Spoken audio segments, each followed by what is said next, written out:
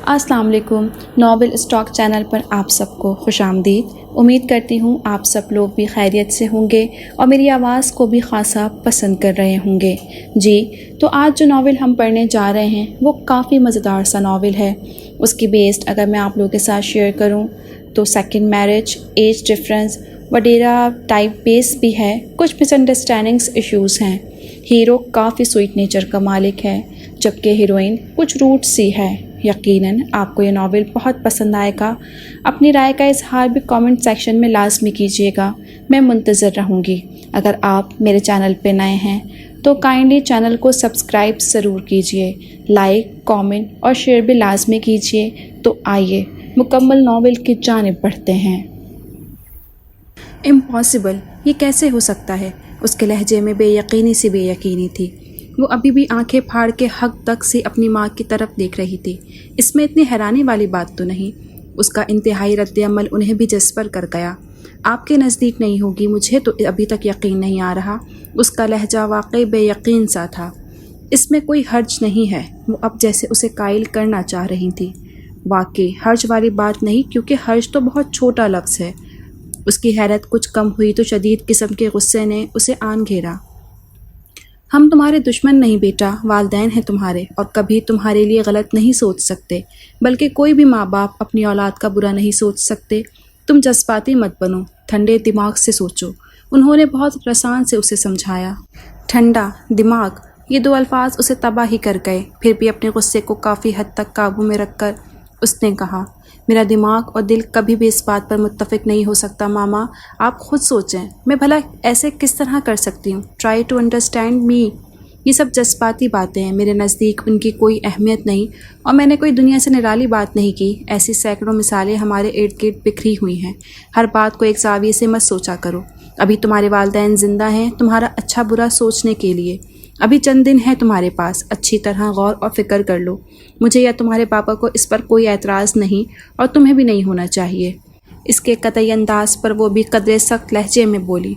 मनाहिल हक्का बक्का उन्हें देखे गई। उसे यकीन नहीं आ रहा था कि ये सब अल्फाज वो कह रही हैं। नुज़हत ने एक आखिरी नज़र इस पर डाली और बाहर निकल गई। मिनाहिल ने अपना भाएं भाएं करता सर दोनों हाथों में थामा। उसे हरगिज़ से यकीन नहीं आ रहा था कि यह फ़ैसला उसके बारे में किया जा रहा है, बल्कि हो सकता है फ़ैसला तो किया जा चुका हो। उसे तो बस यूं ही रस्मन आगाह किया हो। ये राय तो हरगिज़ नहीं हो सकती। अगर उससे राय मांगी जाती तो फिर उसके जवाब को भी मकतूम रखा जाता। इसका दिमाग अभी भी साएँ साएँ कर रहा था और एक नाम बार बार उसकी आंखों के सामने लहरा रहा था, दाऊद सलमान, दाऊद सलमान।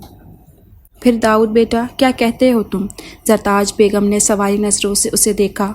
मैं क्या कह सकता हूँ अम्मा जान, वो मुबहम से अंदाज में बोला। बेटा, तुम्हारी मर्ज़ी और मंशा भी दरकार है।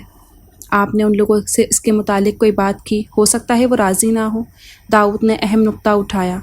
इस बारे में तुम फ़िक्र मत करो, मैं ढके छुपे अल्फाज में उनसे कह चुकी हूँ। सिर्फ तुम्हारी इजाज़त दरकार थी, वरना उसी वक्त सारी बात क्लियर कर लेती। वो मोहब्बत भरे लहजे में उसे देखते हुए गोया हुई। क्या कहते हैं वो एकदम चौंका उनकी बात पर। उन्होंने क्या कहना है बेटा, उन्हें तो कोई एतराज़ नहीं। ये दूसरा हैरत का जुमला हुआ था। इस पर उसका ख्याल था वो लोग ऐसा नहीं चाहेंगे। आप रहने दें अम्मा जान, ऐसे ही गुजरने दें। अल्लाह खैर करे बेटा, अभी जवान जहान हो तुम। 29 साल भी कोई उम्र है? लोग तो 32-33 के पेटे में जाकर शादी करते हैं। अभी तुमने देखा ही क्या है। अल्लाह लंबी उम्र दे, तवील खुशियाँ दे, बल्कि अपनी औलाद की खुशियाँ भी देखो। तुम्हारी फ़िक्र मुझे हर वक्त दामनगीर रहती है। इतने बड़े घर में अकेले रहते हो, वक्त बेवक्त आते जाते हो। घर में कोई होगा तो तुम्हें भी ज़िम्मेदारी का एहसास होगा। मैं तो बेफ़िक्र हो गई थी तुम्हारी तरफ से, बस अल्लाह को जो मंजूर। बात करते करते आखिर में कुछ अफसरदा हो गई। दाऊद ने इस्तरारी अंदाज में दोनों हाथ मसले। फिर भी अम्मा जान, मिनाहिल अभी बहुत छोटी है, फिर रिश्ते की नौयत भी कुछ और है। वो जैसे अपना मौक़िफ़ वाज़े नहीं कर पा रहा था, वो तो ख़ुद अपने आप को भी इस काबिल नहीं महसूस कर रहा था। रिश्ते की नौयत बदल जाए तो एहसासात खुद ब खुद बदल जाते हैं बेटा। वैसे भी मनाहिल अगरचे कम उम्र है, लेकिन सुलझी हुई तबीयत की मालिक है। ज़रताज बेगम के कहने पर दाऊद सलमान के तसव्वुर में मिनाहिल का सरापा लहरा गया। सफ़ेद यूनिफॉर्म पर पिंक दुपट्टे लिए, कांधों से कुछ नीचे तक आते बाल दाएं बाएं छटकते हुए वो कॉलेज गर्ल के बजाय स्कूल गर्ल ही लगती थी।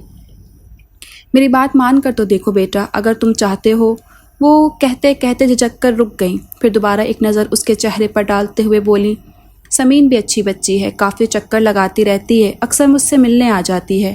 نہیں، سمن تو ہرگز نہیں، وہ قطعی لہجے میں بولا۔ سمین کے بارے میں اس کے خیالات اتنے سال گزرنے کے بعد بھی نہیں بدلے تھے، وہ آج بھی اس معاملے میں اتنا ہی اٹل تھا۔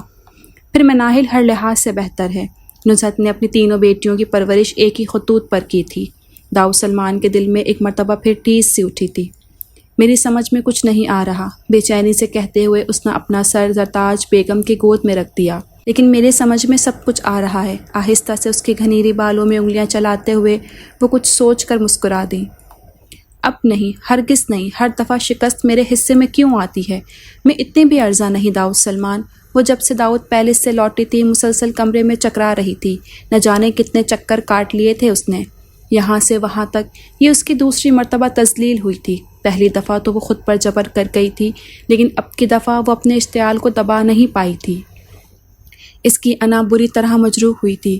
وہ اس کی اونچی ناک کی مثالیں دی جاتی تھیں، مغرور اور نکچڑی کے نام سے اسے ابھی تک یاد کیا جاتا تھا۔ اس کے باوجود وہ 2 دفعہ اسے ٹھکرا گیا تھا، اسے بے مول کیا گیا تھا، پل کھاتی ہوئی ناگن کی طرح ابھی تک مچل رہی تھی۔ اپنا آپ اتنا مت گراؤ سمین کہ مجھے تمہاری دوستی پر ندامت ہونے لگے۔ میرا جواب آج بھی وہی ہے جو آج سے 5 سال پہلے تھا۔ داؤد سلمان کا قطعی انداز اسے یاد آیا تو وہ نئے سرے سے تپ گئی۔ میں تم سے ایسا بدلہ لوں گی داؤد سلمان، تم ہمیشہ یاد رکھو گے۔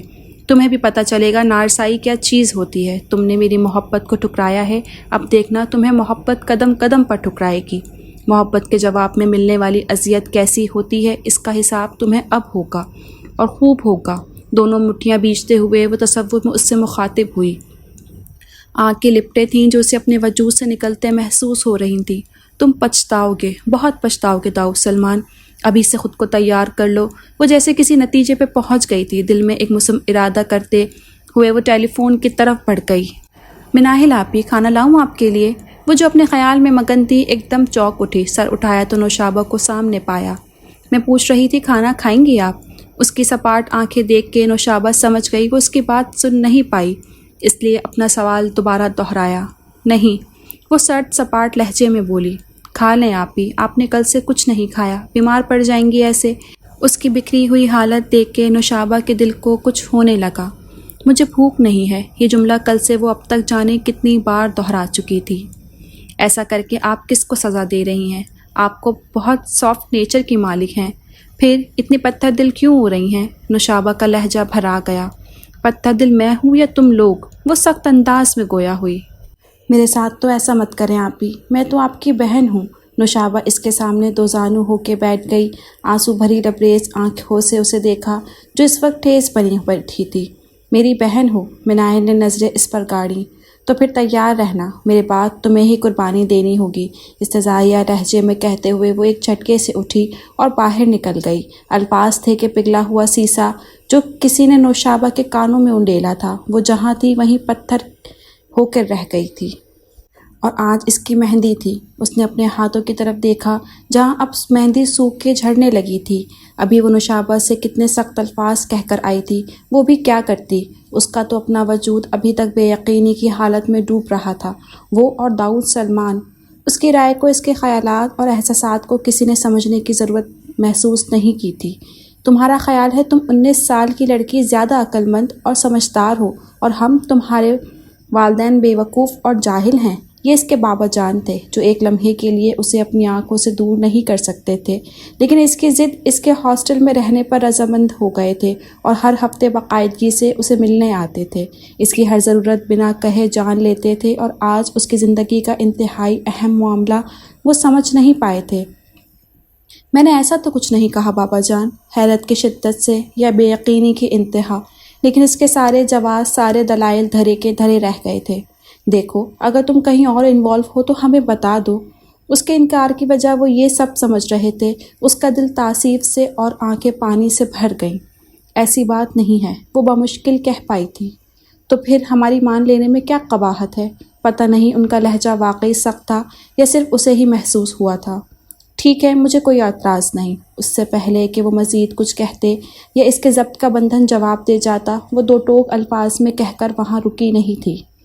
پتہ نہیں والدین اس معاملے میں اتنے حساس کیوں ہو جاتے ہیں، اس نے دکھ سے سوچا۔ بس چندہ لوگوں کو ہی انوائٹ کیا گیا تھا، وہ بھی ماما نے ہی کہا تھا، ورنہ بابا تو چاہ رہے تھے صرف سادگی سے نکاح ہو جائے۔ اس کے چند ایک کزنز ہی تھیں جنہوں نے شور ہنگامہ کرنا چاہا تھا، لیکن وہ طبیعت کی خرابی کا بہانہ کر کے چلی آئی تھی۔ نازیہ آپی کی شادی پر انہوں نے کتنا انجوائے کیا تھا، اور مہندی والے دن تو اتنی ہلچل مچی ہوئی تھی کہ اسے خود کچھ سمجھ نہیں آ رہی تھی کہ کیا کرے اور کیا نہ کرے۔ اس کے دل میں ہوک اٹھی، او نازیہ آپی! اس کی آنکھوں میں مرچیں بھرنے لگی، ماضی کا ایک ایک لمحہ اس کی آنکھوں کے سامنے گھومنے لگا۔ نہیں بہن، وہ لوگ ہمارے ہم پلہ نہیں، بس تم ہمارے جیسے گھرانے میں کوئی اچھا سا لڑکا ڈھونڈو۔ فردوس خالہ کی بات سن کے نزہت نے کہا، یہ تم نے خوب کہی نزہت، آج کل ایسے رشتے تو بڑے نصیبوں والوں کو ملتے ہیں، اور تم ناشکری کر رہی ہو۔ فردوس خالہ چمک کے بولی، اللہ نہ کرے میں ناشکری کروں، میں تو اس وجہ سے کہہ رہی ہوں وہ لوگ اتنے اونچے اسٹیٹس سے تعلق رکھتے ہیں، انہیں بھلا لڑکیوں کی کمی ہے، وہ کیوں کر ہماری بیٹی کو لیں گے۔ نزہت نے اپنے دل کی بات کہی، اے لو، مجھے تمہاری بیٹیوں اور اپنی بیٹیوں میں کوئی فرق محسوس نہیں ہوتا، میں ایسے کیسے اونچے دماغ والوں میں اپنی بیٹی دے سکتی ہوں؟ میں نے اگر تم سے کہا ہے تو خوب دیکھ بھال کے اور ٹھوک بچا کے کہا ہے، وہ لوگ ایسے ہرگز نہیں ہیں، رئیس ضرور ہیں مگر خر دماغ نہیں۔ میری بہن ایک عرصے سے انہیں جانتی ہے، میں تو یوں ہی اتفاقاً ان کے ساتھ ان کے گھر چلی گئی تھی، بلکہ یہ کہو کہ قسمت لے گئی، ورنہ میں اکثر اپنی بہن سے ملنے جاتی رہتی ہوں، لیکن کبھی حویلی جانے کا اتفاق نہیں ہوا۔ بس حویلی جانا ہوا تو روبینہ نے باتوں میں ہی ذکر چھیڑ دیا، فردوس رشتے کرواتی ہے۔ سرتاج بیگم نے اپنے بیٹے کے لیے کہا تو میرے ذہن میں پہلا نقشہ ہی نازیہ کا ابھرا، میں نے تو وہی نازیہ کے متعلق سب کچھ کہہ دیا، وہ تو میرے ساتھ آنے کو تیار تھیں، لیکن میں نے کہا ایک دفعہ تم سے تو رائے لے لوں، ایسے اچھے گھرانے تو ہر کوئی چاہتا ہے، اور پھر تم کون سا کسی سے کم ہو، اللہ کا دیا سب کچھ ہے، کون سی ایسی نعمت خدا کی جو تمہارے پاس نہیں ہے؟ اور سرتاج بیگم نے تو مجھے وہیں بتا دیا تھا، انہیں کسی قسم کا لالچ نہیں، بس لڑکی پڑھی لکھی ہو اور سلجھی ہوئی ہو۔ ارے لڑکیاں تو انہیں بہت ملی ہیں، لیکن آج کل کا دور ہی بڑا لالچی ہے، ہر کسی کی نظر دولت پر ہوتی ہے۔ میں نے تو صاف کہہ دیا، اپنی نزہت تو اتنی غیرت مند ہے، بیٹی سے کبھی ایک ڈھیلا بھی نہ لے۔ فردوس خالہ نے تو پوری تقریر ہی کر ڈالی تھی، اور آخر کار انہوں نے نزہت کو نیم رضامند کر ہی لیا تھا۔ شام کو نزہت نے ایاز سے اس بارے میں بات کی، شروع میں تو وہ بھی متذبذب تھے، لیکن نزہت کے قائل کرنے پر وہ اتنا کہہ کے اٹھ گئے، میں پہلے لڑکے کے بارے میں پتہ کروا لوں، پھر کوئی حتمی فیصلہ کریں گے۔ ماما، ہمیں نہیں کرنا یہ رشتہ۔ مناہل بھی اتفاقاً گھر آئی ہوئی تھی، بابا جان کے اٹھتے ہی وہ لپک کر نزہت کے پاس آئی تھی، کیونکہ وہ ساری داستان سن چکی تھی۔ کیوں؟ نزہت نے تیکھے چتون سے دریافت کیا۔ ماما، جو وڈیرے ٹائپ لوگ ہوتے ہیں نا، یہ بالکل بھی اچھے نہیں ہوتے، بڑے غصیلے، روب چلانے والے اور عیاش طبعی ہوتے ہیں۔ وہ آلتی پالتی مار کے صوفے پر بیٹھ گئی اور بڑی مفید معلومات انہیں دے رہی تھی۔ اچھا، تمہیں کیسے پتہ؟ نزہت نے اسے گھورا۔ اور ویسے بھی وہ وڈیرا حویلی میں نہیں رہتا، اس کا اپنا گھر اسلام آباد میں ہے اور وہیں بزنس سیٹل ہے۔ یہ تو اور بھی غلط بات ہے، یعنی کھلی چٹی ہے۔ ان کے گھورنے کی قطعی پرواہ نہ کرتے ہوئے وہ اپنی بات پر ڈٹی ہوئی تھی۔ وہ جو میری دوست ہے نا جبین، اس کی آپی کی شادی ہوئی تھی اسی طرح ایک وڈیرے کے ساتھ، بلکہ وڈیرا پلس بزنس مین۔ پہلے تو جبین لوگوں نے ان کی دولت دیکھتے ہوئے اپنی بیٹی دے دی، لیکن بعد میں بڑا پچھتائے۔ وہ بالکل بھی اچھا نہیں نکلا، پہلے بھی ایک بیوی کو فارغ کر چکا تھا۔ جبین کی آپی کی تو بالکل بھی قدر نہیں کرتا، اپنی منمانی کرتا ہے، بیوی کو تو پاؤں کی جوتی بنا کر رکھا تھا، مارتا پیٹتا بھی تھا، ابھی تک ویسا ہی ہے۔ جبین بیچاری بہت کرتی ہے، لیکن وہ کیا کر سکتی ہے، ان سب کی فطرت ایک سی ہی ہوتی ہے ماما۔ جبین نے تو اسے اور بھی بہت سے قصے سنائے تھے اپنی بہنوئی کے، لیکن وہ سب مناہل ماں کو نہیں بتا سکتی تھی۔ ایسے لوگ اچھے نہیں ہوتے، ان کی عادات بہت عجیب ہوتی ہیں۔ ہمیں کیا ضرورت ہے رسک لینے کی؟ اپنی نازیہ آپی کے لیے رشتوں کی کمی نہیں، وہ اپنے موقف سے ہٹنے کو تیار نہ تھی۔ تمہارے بابا کہہ تو رہے ہیں پتہ کروائیں گے، پھر ہی کوئی حتمی فیصلہ ہوگا۔ انہوں نے فی الحال تو اسے ٹالنا چاہا، اور پتہ نہیں کیوں مناہل کو یقین تھا اس کا خیال درست نکلے گا اور یہ رشتہ نہیں ہو سکتا، لیکن یہ اس کی خام خیالی ہی نکلی، کیونکہ اسے تو بابا اگلے روز کالج چھوڑ آئے۔ پیچھے بعد میں کیا کھچڑی پکی اسے ہرگز علم نہیں تھا۔ وہ تو جب نوشابہ نے اسے فون کر کے بتایا کہ نازیہ آپی کی نہ صرف ہاں ہو چکی ہے بلکہ شادی کی ڈیٹ بھی فکس ہو گئی، تو وہ اس کی رائے کو بالکل بھی اہمیت نہیں دی گئی تھی۔ بابا جان نے مجھے منع کیا تھا تمہیں نہ بتاؤں، کیونکہ وہ آپ کو سرپرائز دینا چاہتے تھے، لیکن آپی، آپ کو تو پتہ ہے میرے پیٹ میں کوئی بات ٹکتی ہے بھلا؟ وہ اس کی حالت سے قطعی نظر اپنی ہانک رہی تھی۔ آپ لوگوں نے میری بات نہیں مانی نا؟ گھر پہنچتے ہی وہ خفگی سے منہ پھلا کے بولی۔ ایسا کچھ نہیں مناہل، خواہ مخواہ وہم مت پالو، داؤد بہت اچھا لڑکا ہے، تمہارے بابا نے بہت طرح سے تسلی کروائی ہے۔ نصرت جانتی تھی اس کی عادت، وہ اس لیے پیار سے اس کے بال بکھیرتے ہوئے بولی۔ پھر بھی ماما، آپ نے اس داؤد کے بچے کو مجھ پر ترجیح دی ہے نا؟ وہ نروٹے پن سے بولی۔ ارے میری جان، جو تم میرے لیے ہو وہ داؤد کا بچہ کبھی نہیں ہو سکتا۔ اس کے ماتھے پر پیار کرتے ہوئے وہ اسی کے انداز میں بولی تو وہ بے ساختہ کھلکھلا اٹھی۔ داؤد سلمان بالکل پرفیکٹ پرسنالٹی ہے، تم دیکھو گی تو اپنی بہن کی قسمت پر اشک کرو گی۔ نصرت اس کا کندھا تھپتھپاتے ہوئے کھڑی ہوئی تو وہ ناجیہ کے سر ہو گئی۔ زیادہ ضرورت نہیں ہے اس وڈیرے کو سر پر چڑھانے کی، بلکہ کھینچ کے رکھنا۔ اس کے اتنے عقلمندانہ مشورے پر ناجیہ بے ساختہ مسکرا دی۔ ہنسنے کی بات نہیں ہے ناجیہ آپی، یہ وڈیرے بڑے چھٹ ہوتے ہیں، اپنے آگے کم ہی کسی کو گھاس ڈالتے ہیں، بڑا عزم ہوتا ہے انہیں خود پر۔ اور جبین تو بتا رہی تھی کہ بس کرو مناہل، تم نے ابھی سے میری جان نکال دی ہے، وہ تو ایسے نہیں لگتے۔ اس کی رواں دواں زبان کو ناجیہ نے بمشکل ٹوکا تھا۔ اور تم انہیں بار بار وڈیرا کیوں کہہ رہی ہو؟ وہ اپنے گاؤں کم کم ہی جاتے ہیں، ان کا بزنس ادھر ہے اسلام آباد میں، تو ظاہر ہے وہ وہیں رہیں گے۔ چہرے پر بڑی شرمیلی مسکان سجائے کہہ رہی تھی۔ وہ نہیں، او ہو! مناہل حیرت سے آنکھیں پٹپٹا گئی۔ پوری مسخری لگ رہی ہو، ناجیہ نے مصنوعی خفگی سے اسے گھورا۔ ایک بات تو بتائیں، آپ کو یہ اتنی انفارمیشن کہاں سے ملی ہے؟ اس کے قریب کھسکتے ہوئے مناہل نے خاصے رازدانہ لہجے میں دریافت کیا۔ ان کی بھابھی آئی تھی، انہوں نے ہی بتایا ہے۔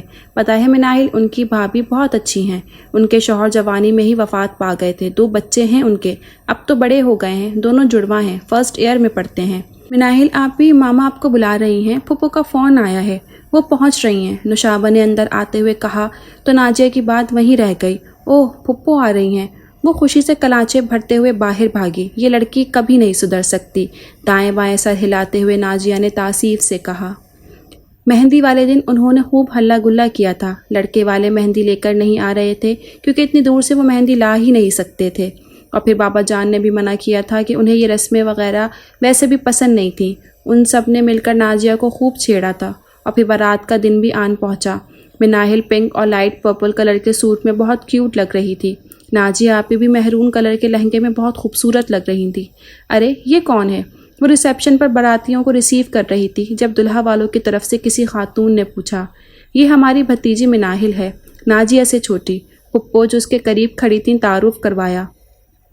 کمال ہے، یہ ہیرا تو آپ نے چھپا کے رکھا ہوا تھا، ہمیں تو آج ہی دکھا ہے۔ وہ خاتون بڑی گہری نظروں سے اسے دیکھ رہی تھی۔ ایسی کوئی بات نہیں، مناہل ہاسٹل میں رہتی ہے، شادی سے چند دن پہلے ہی بھائی جان اسے لے کر آئے ہیں۔ سب کچھ اتنا اچانک اور جلدی ہوا تھا کہ مناہل کا کبھی آنا ہوا ہی نہیں، اور کچھ اس کے ایگزامس ہو رہے تھے، ہم نے بھی ڈسٹرب کرنا مناسب نہیں سمجھا، اس لیے آپ انہیں دیکھ نہیں پائیں۔ معاملہ چونکہ بیٹی کے سسرال کا تھا، اس لیے پھپھو نے کافی تسلی بخش جواب دیا تھا۔ وہ خاتون وہاں سے ہٹی تو مناہل نے سکون کا سانس لیا۔ ان کی نظریں مناہل کو کوفت میں مبتلا کر رہی تھیں۔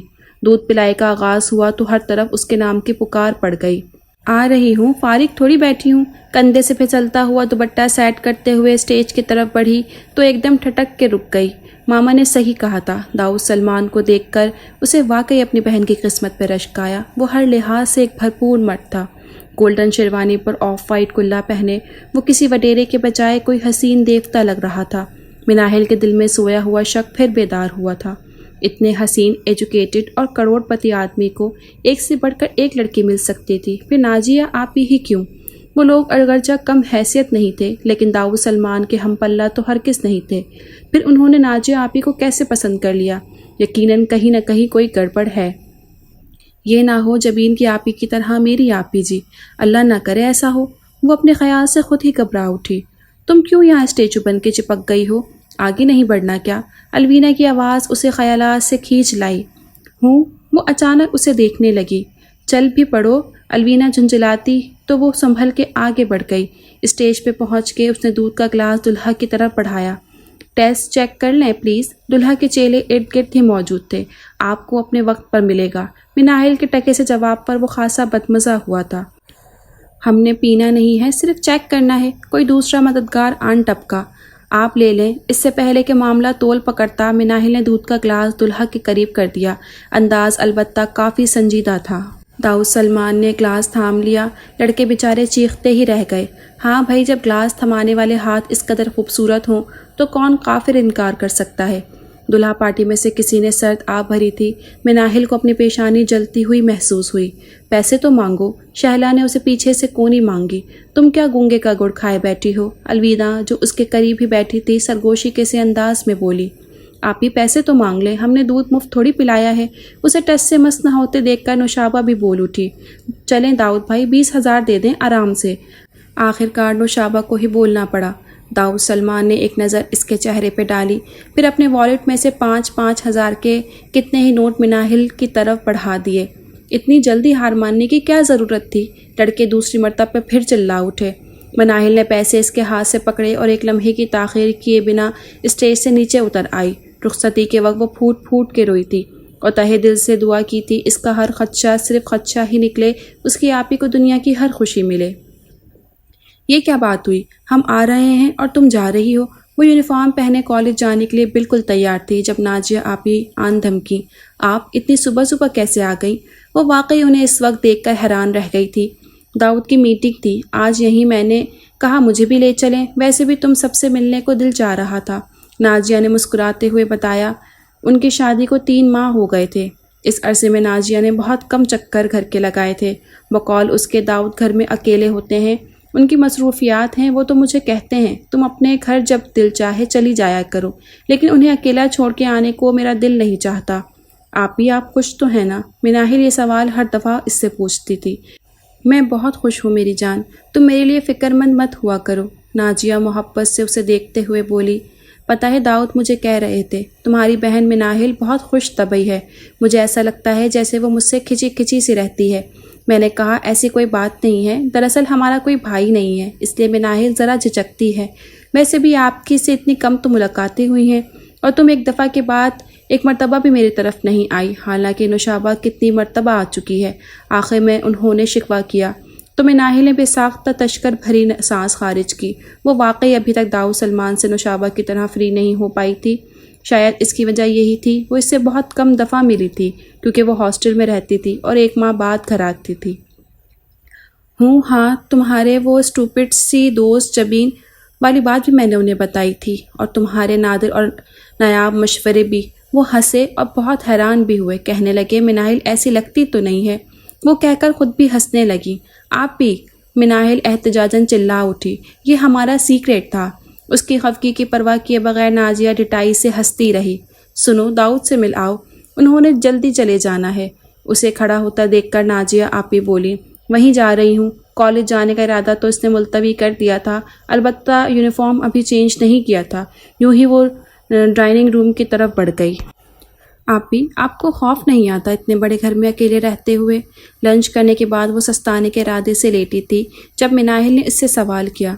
पहले पहल आता था, अब तो मैंने भी अपने लिए एक्टिविटीज़ ढूंढ ली हैं। दाऊद भाई के साथ आप भी पार्टीज़ वगैरह में शिरकत करती हैं? रुख इसकी जानिब मोड़ते हुए उसने दिलचस्पी से पूछा। अगर बिज़नेस पार्टीज़ हों फिर तो वो मुझे लेकर नहीं जाते, अलबत्ता पार्टीज़ हों या कहीं फंक्शन हो तो अगर फारिग हों तो फिर मुझे ले जाते हैं। हाँ, उनके लिए, अपने लिए तो माहौल साजगार ही होता है। वो सिर्फ सोच कर रह गई, कह न सकी। जानती हो मिनाहिल, मैंने एक दिन तुम्हारे वाले सवाल उनसे किए थे। इब्तिदा में मुझे भी बहुत ये बात खटकती थी कि दाऊद इतने खूबसूरत हैं, पढ़े लिखे हैं, अमीर हैं, फिर उन्हें मैं ही क्यों मिली। नाजिया की बात पे वो पूरी तरह उसकी तरफ मुतवज्जा हुई। यही फांस तो थी अभी तक उसके दिल में अटकी हुई। वो कहने लगे, तुम पागल हो नाजिया, भला किस्मत हमसे पूछ के थोड़ी लिखी गई है। बस फिर तो मेरी किस्मत तुम्हारे साथ लिखी हुई थी, तो मुझे तुमसे मिलना ही था, चाहे तुम कहीं भी किसी भी हालत में होती। लोगों की शादियां 7 समंदर पार क्यों हो जाती हैं, उनकी किस्मत उन्हें वहां खींच के ले जाती है। मेरी किस्मत भी फिरदौस खाला को खींचकर उनकी हवेली में ले गई थी कि देखो कितनी आसान सी बात थी, और तुम खामखा परेशान होती रही। नाजिया ने मुस्कुरा के उसे देखा तो वो कायल हो गई। बाकी जोड़े तो आसमान पर बनते हैं। वो शायद जबीन वगैरह के किस्से का ज़्यादा ही असर ले रही थी, इसलिए उसकी अपनी सोच भी वैसी ही हो रही थी। और बहन के चेहरे की तरफ देखते हुए वो सोच रही थी वहाँ ऐसा कुछ नहीं था। अल्लाह रब्बुल इज़्ज़त का शुक्र अदा करते हुए वो शांत हो गई थी। दाऊद बहुत अच्छे हैं मिनाहिल, मैं दुआ करती हूँ अल्लाह तुम्हें भी मेरे जैसी किस्मत दे। دعائیہ لہجے میں کہتے ہوئے وہ اس بات سے بے خبر تھی کہ اللہ اسے اس جیسی نہیں بلکہ اس کی ہی قسمت دے دے گا۔ وہ پھٹی پھٹی آنکھوں سے بابا جان کی طرف دیکھ رہی تھی۔ اسے نہ اپنے کانوں پر یقین آ رہا تھا نہ اپنی آنکھوں پہ، بے یقینی سے بے یقینی تھی۔ صبر کرو بیٹا، اللہ کو یہی منظور تھا۔ بابا جان کا ہاتھ اس کے سر پر ٹھہر گیا تو جیسے اسے ہوش آیا، یہ کیسے ہو گیا، یہ کیسے ہو سکتا ہے بابا جان؟ وہ ان کے سینے سے لگ کر بلک بلک کر رو دی۔ ان کی اپنی آنکھیں برس رہی تھیں، لیکن انہیں تو برداشت کرنا تھا۔ اگر وہی صبر چھوڑ دیتے تو باقی سب کو کس نے سنبھالنا تھا؟ اسے کل شام ہی بابا جان ہاسپٹل سے لے کر آئے تھے کہ نازیہ آپی کی طبیعت اچانک ہی بگڑ گئی تھی۔ وہ افراتفری میں بابا جان کے ساتھ گھر آئی۔ ماما تو پہلے ہی اسلام آباد جا چکی تھی۔ وہ اور نوشابہ بابا جان کے ساتھ فوراً اسلام آباد چلی گئی تھی اور یہاں آ کر اسے حقیقت پتہ چلی تھی۔ نازیہ آپی سیڑھیوں سے اترتے وقت چکر آنے کی وجہ سے سیدھی نیچے آ گری تھی، اس حالت میں کہ جب وہ امید سے تھی۔ مسکیریج تو ہو ہی گیا تھا، لیکن اس کی اپنی حالت بہت بگڑ گئی تھی۔ وہ بابا جان کے ہمراہ سیدھے اسپتال ہی پہنچی تھی۔ ساری رات آنکھوں میں کاٹنے کے بعد جو خبر انہیں سننے کو ملی تھی، اس نے مناہل کے ساتھ ساتھ سب کو ہی حال سے بے حال کر دیا تھا۔ باقی کس کا کیا حال ہے، کون اس غم کو برداشت کر گیا تھا، کون غم سے نڈھال تھا، اسے کچھ خبر نہ تھی۔ اسے تو اپنی بھی کچھ خبر نہ تھی۔ آنسوؤں کی چادر آنکھوں کے ساتھ ایسی تنی کہ پھر اسے کچھ نظر ہی نہ آیا۔ گزرتا وقت سب کے زخم ہی مندمل کر دیتا ہے۔ ان لوگوں نے بھی آہستہ آہستہ حالات کے ساتھ سمجھوتا کر لیا تھا۔ مناہل نے دوبارہ کالج جانا شروع کر دیا تھا۔ اب تو نوشابہ بھی کالج میں آ گئی تھی۔ ایگزامز دے کر وہ گھر آ گئی تھی۔ ماما نے صاف منع کر دیا تھا، اگر اس نے آگے پڑھنا ہے تو پھر ہاسٹل میں نہیں رہنا۔ وہ ان دونوں کو آنکھوں کے سامنے دیکھنا چاہتی تھیں۔ زرتاج بیگم اکثر ان کے گھر کا چکر لگا لیا کرتی تھیں، کیونکہ واپسی حویلی جانے کے بجائے وہ ابھی تک داؤد پیلس میں ہی رہ رہی تھیں۔ پھر ان کی آمد و رفت بڑھنے لگی تھی۔ ناجیہ آپی کی وفات کو 5 ماہ ہو گئے تھے۔ زرتاج بیگم کے بار بار آنے کا عقدہ مناہل پر کافی دیر بعد کھلا تھا۔ جب ماما نے داؤد سلمان کے متعلق اس سے بات کی، اس نے لاکھ انکار کرنا چاہا۔ وہ بھلا نازیہ کی جگہ کیوں کر لے سکتی تھی؟ آپ میری شادی جہاں مرضی کر دیں، لیکن داؤد سلمان سے نہیں۔ میں اس نئے رشتے کو قبول نہیں کر سکتی، اس نے بہت لجاجت سے ماما سے کہا تھا۔ ہماری مرضی تو داؤد سلمان میں ہی ہے، وہ ایک اچھا انسان ہے۔ اس نے نازیہ کو کبھی شکایت کا موقع نہیں دیا، بس اللہ کی مرضی اسی میں تھی۔ وہ اتنی ہی عمر لکھوا کے آئی تھی۔ نازیہ کے ذکر پر ماما کی آنکھیں نمناک ہو گئی تھیں۔ یہ ثانیہ انہیں اپنی عمر سے 10 سال آگے لے گیا تھا۔ ریڈ کلر کے لہنگے میں وہ اس قدر حسین لگ رہی تھی کہ دائیں بائیں لڑکیوں کے ہمراہ اسے آتا دیکھ کر داؤد سلمان بے اختیار ہی اپنی جگہ سے کھڑا ہو گیا تھا۔ اسے ہرگز یقین نہیں آ رہا تھا کہ یہ وہی مناہل ہے جو ینگ سی کالج گرل ہے۔ ابھی وہ اسے ٹھیک سے دیکھ بھی نہ پایا تھا کہ اسے اس کے پہلو میں لا کر بٹھا دیا گیا تھا۔ یو آر ویری لکی داؤد سلمان، ان دونوں کی جوڑی دیکھتے ہوئے سمین نے کہا تھا۔ سمین بھی ان کے ساتھ بارات میں شامل ہوئی تھی۔ وہ چند دن پہلے ہی داؤد سلمان کے پاس گئی تھی اور اپنے گزشتہ رویے پہ معافی مانگی تھی، کیونکہ کل شام کی فلائٹ سے اسے اسٹیٹس جا رہی تھی جہاں وہ گزشتہ 1 سال سے مقیم تھی۔ داؤد سلمان نے اس کے دلی ارادے سے قطعی بے خبر اسے معاف کر دیا تھا۔ اسے ہرگز علم نہیں تھا یہ معافی اسے کس قدر مہنگی پڑے گی۔ اس نے جلدی کا شور مچا کے رخصتی کروا ڈالی تھی۔ سارا سفر بھی اس نے مناہل اور داؤد سلمان کے ہمراہ طے کیا تھا۔ سارا رستہ وہ خود بھی بولتی رہی اور داؤد سلمان کو بھی بولنے پر مجبور کرتی رہی تھی۔ مناہل کو بھی اس نے کئی بار مخاطب کیا تھا، لیکن مناہل نے مروتاً بھی جواب دینا گوارا نہیں کیا تھا۔ تم تھک گئی ہوگی مناہل، ایزی ہو کے بیٹھ جاؤ۔ چند رسموں کے بعد اسے داؤد سلمان کے کمرے میں پہنچایا گیا تھا۔ داؤد کے رشتہ دار اسے کمرے تک چھوڑنے آئی تھی۔ تھوڑی دیر اس کے پاس بیٹھنے کے بعد وہ چلی گئی تھی، جبکہ سمین ابھی تک اس کے پاس تھی۔ یہ موقع تو نہیں ہے تم سے ایسی باتیں کرنے کا، لیکن میری مجبوری یہ ہے کہ میرے پاس وقت نہیں ہے۔ میں کل کی فلائٹ سے اسٹیٹس جا رہی ہوں اور جانے سے پہلے چند ضروری باتیں تمہیں بتانا چاہتی ہوں، کیونکہ تمہاری زندگی کا معاملہ ہے۔ اس کے مبہم گفتگو پر مناہل پہلی بار چونکی تھی۔ جب داؤد سلمان کی پہلی شادی ہوئی تھی اس وقت میں یہاں نہیں تھی، اس لیے اس کی شادی میں شرکت نہ کر سکی، لیکن خیر اس نے کچھ دیر توقف کے بعد پھر گویا ہوئی۔ میں نے اور داؤد سلمان نے ماسٹرز اکٹھے کیا ہے۔ تعلیم کے دوران ہی ہماری دوستی کا آغاز ہوا اور یہ دوستی آہستہ آہستہ محبت میں تبدیل ہو گئی اور پھر یہ محبت شدت اختیار کر گئی۔ ایک دن داؤد سلمان نے مجھے پرپوز کر دیا۔ میری خوشی کی انتہا نہیں تھی اور ہونی بھی نہیں چاہیے تھی۔ آخر داؤد سلمان جیسے شخص نے مجھے پرپوز کیا تھا۔ خیر ہم دونوں نے اس بات پر اتفاق کر لیا کہ ماسٹر کے بعد فوراً شادی کر لیں گے۔ کچھ وقت آگے سرکا تو مجھے داؤد سلمان کے حرکات کے بارے میں سنگن ملنے لگی۔ بہت پہلے تو میں نے یقین نہیں کیا، لیکن پھر میں نے ان باتوں کی تصدیق کروانی چاہی تو میری حیرت کی انتہا اس وقت نہ رہی جب وہ باتیں 100% درست نکلیں۔ وہ ایک برے کردار کا شخص تھا، بلکہ ابھی بھی ہے۔ ڈرنک وہ ایسے کرتا ہے جیسے کوئی پانی استعمال کرتا ہے۔ عورت اس کے لیے سب سے بڑی کمزوری ہے۔ ممنوعہ جگہ جانا اس کی دل پسند ہابی ہے، اور پھر سونے پہ سہاگا کہ ایک تو وہ چودھری ٹائپ بندہ ہے، ہفتہ 10 دن بعد ایک چکر اپنی حویلی کا بھی لگا آتا ہے، وہاں بھی اس کی عیاشی کا ہر سامان مہیا ہے، اور پھر وہ تو اپنا گاؤں ہے، اپنی زمینیں ہیں، نئے سے نیا ماڈل دستیاب ہے۔ وہاں اس کی ماں بھابھی سے ہی شادی کروانا چاہتی تھی، لیکن وہ بیچاری بھولی سی عورت تھی، انہوں نے صاف انکار کر دیا۔ لیکن داؤد سلمان کے عزم سے واقف نہیں تھی، بلکہ اسے اس کی ہمدردی قرار دیا۔ اب بھی وہ حویلی والوں کو اپنے پاس رکھنے کو راضی نہیں، حالانکہ اس کا بھتیجا بھتیجی اتنا اصرار کرتے ہیں کہ وہ پڑھائی کی خاطر اسلام آباد آنا چاہتے ہیں، لیکن داؤد نہیں مانتا۔ آخر کو پول کھلنے کا خطرہ ہے۔ ناجیہ سے میں ملی تو نہیں، لیکن مجھے پتہ چلا ہے وہ بھی بہت معصوم تھی، شوہر کی رنگین مصروفیات کو بزنس کی مصروفیات سمجھتی رہی۔ خیر، جب ان باتوں کا مجھے علم ہوا تو میں نے اول تو اسے روکنے کی کوشش کی، اور جب اس نے میری نہیں مانی تو میں نے دوستی کا رشتہ بھی ختم کر لیا، کیونکہ داؤد سلمان کی نظر میرے ڈیڈی کی دولت پر تھی۔ بعد میں اس نے مجھے کافی فورس کیا، دھمکیاں بھی دیں، اور حیرت انگیز بات یہ ہے کہ شادی بھی نہیں کی۔ پھر میں تو 1 سال پہلے بیاہ کا اسٹیٹس چلی گئی، اور 1 ماہ بعد ہی داؤد نے بھی شادی کر لی۔ ناجیہ کی وفات کے چند دن بعد ہی میرا آنا پاکستان ہوا، اور مجھے یہ دیکھ کر انتہائی افسوس ہوا اس نے مجھے پھر پرپوز کیا۔ اس کا خیال تھا کہ میں اپنے شوہر سے جھگڑ کر آئی ہوں۔ خیر، جو ہوا سو ہوا۔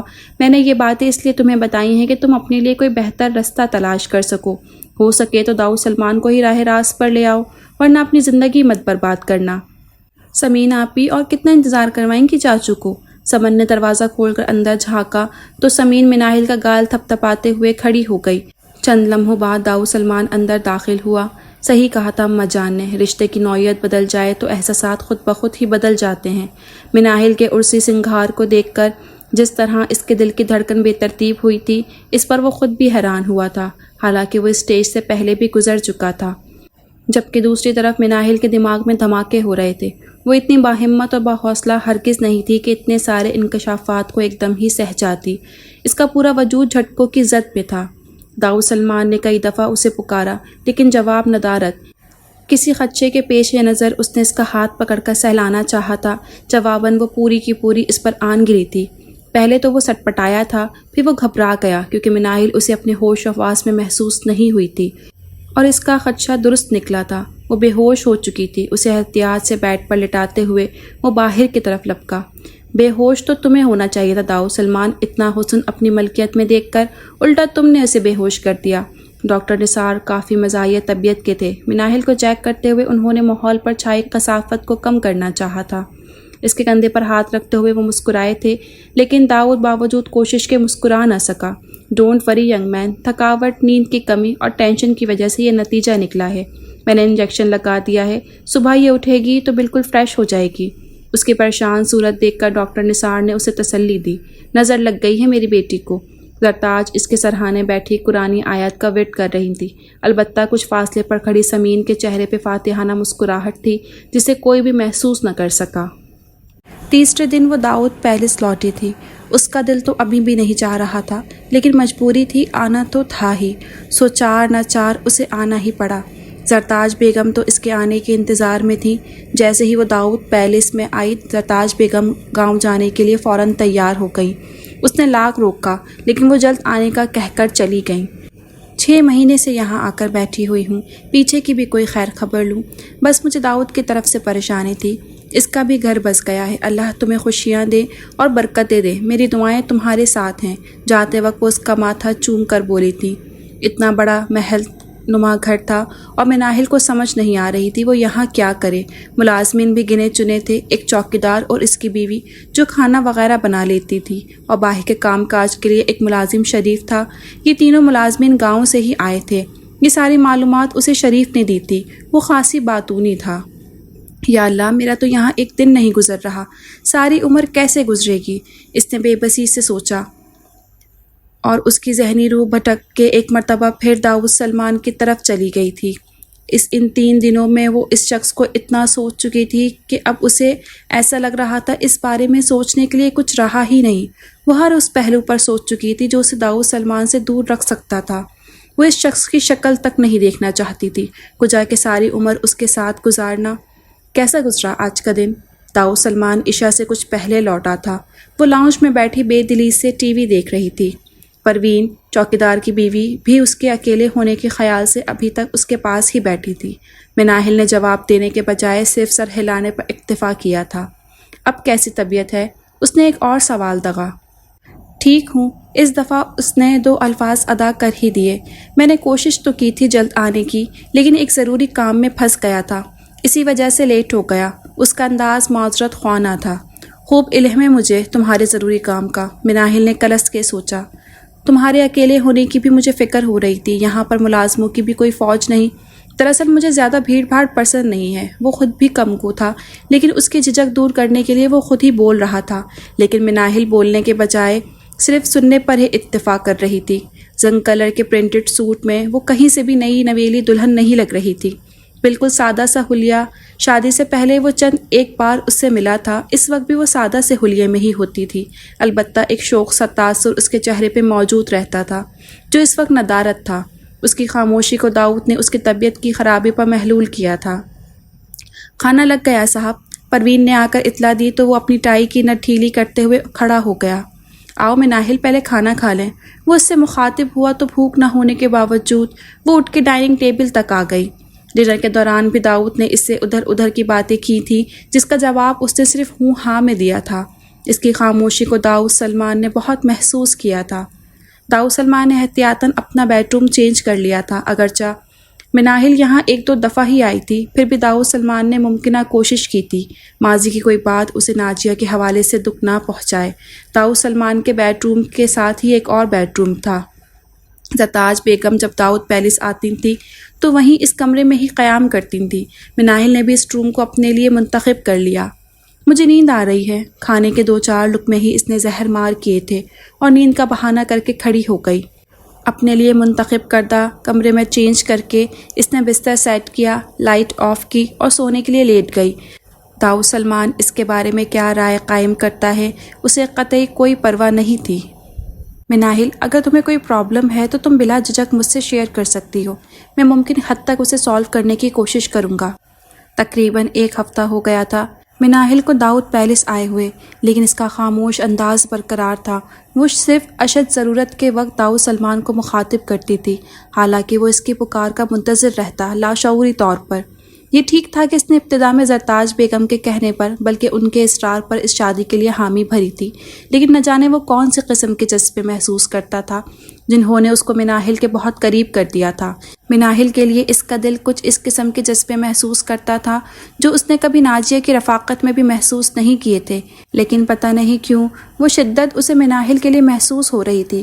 وہ کبھی کسی اور کے لیے نہیں ہوئی تھی، باوجود اس کے مناہل اس سے اکھڑی اکھڑی رہتی تھی۔ تم ایک 6 فٹ کی چلتی پھرتی پرابلم ہو داؤد سلمان۔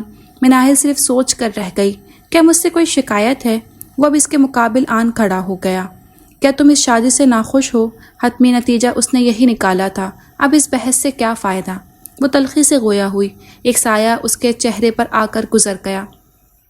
اس کا مطلب ہے میرا اندازہ درست ہے۔ میں سمجھ سکتا ہوں مناہل، تم ایک جیتی جاگتی لڑکی ہو، تمہارے بھی کچھ خواب ہوں گے، لیکن یقین مانو اللہ تعالیٰ نے خود ہی میرے دل کو تمہاری طرف ایسا پھیر دیا ہے کہ اب اس دل میں ہر طرف تمہاری محبت ہی نظر آتی ہے۔ اپنا آپ میں پس منظر میں محسوس کرنے لگا ہوں۔ یہ یقیناً قسمتوں کے کھیل ہیں، اس میں کوئی اختیاری عمل دخل نہیں۔ وہ بڑے جبز کے عالم میں بول رہا تھا، لیکن اپنے دل میں آپ کے لیے کوئی ایسا جذبہ محسوس نہیں کرتی۔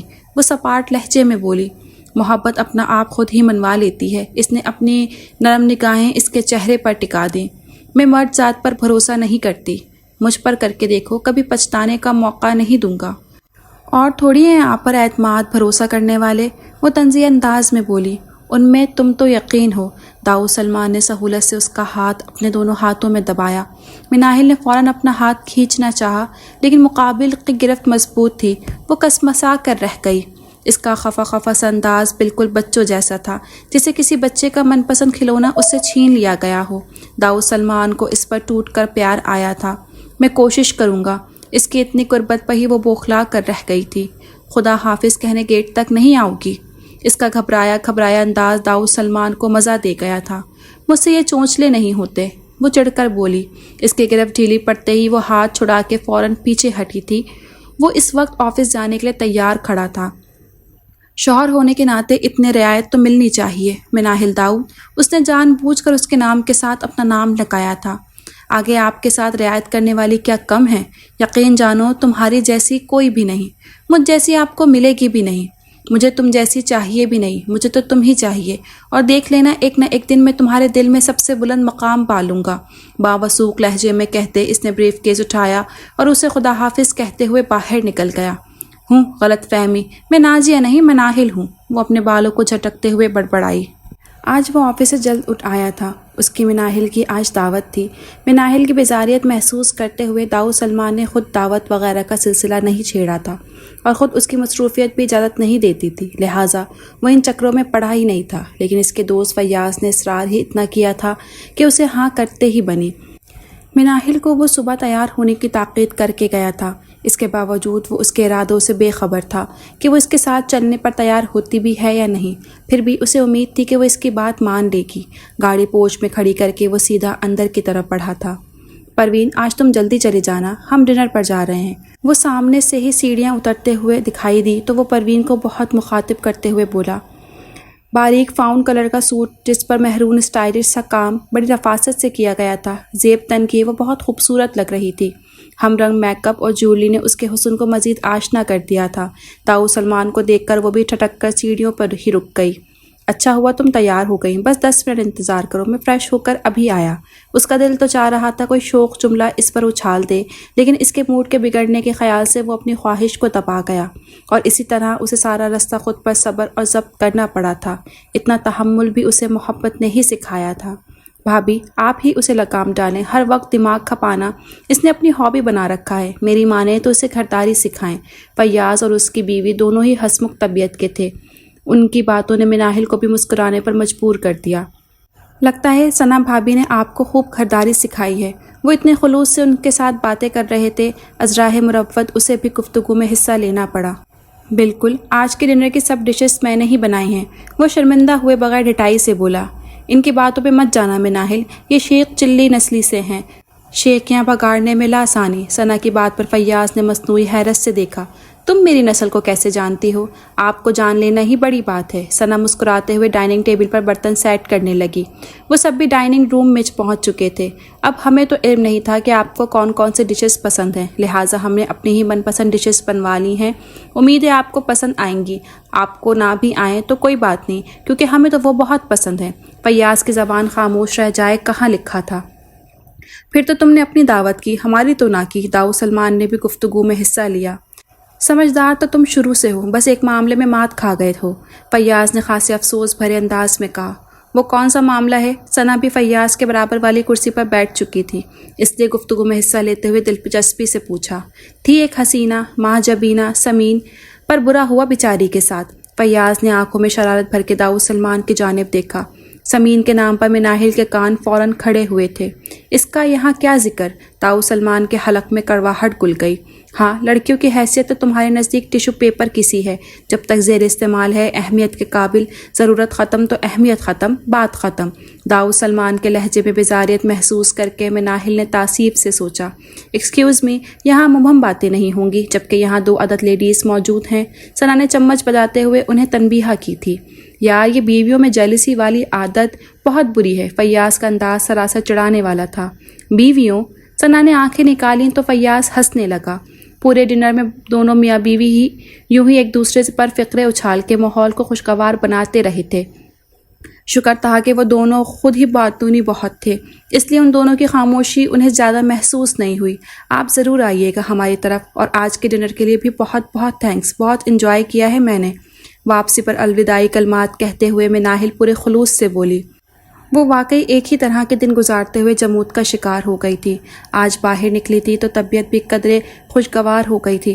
پھر فیاض اور ثنا کی ہنسمکھ اور بلا سخن عادت نے اس کی بیزاریت کو بھی خاصا کم کر دیا تھا۔ لگتا ہے مکھن آج کل سستا ہو گیا ہے۔ فیاض نے سر کھجاتے ہوئے مناہل کو دیکھا۔ اوہو، میں مکھن اور خلوص میں 100% امتیاز کر سکتی ہوں۔ مناہل کو گلے لگاتے ہوئے ثنا محبت سے بولی۔ ہم ضرور آئیں گے انشاءاللہ۔ جب تک وہ دونوں گاڑی میں نہ بیٹھ گئے فیاض اور ثنا وہیں کھڑے رہے۔ لگتا نہیں کہ آپ کے دوست ایسے بھی ہوں گے۔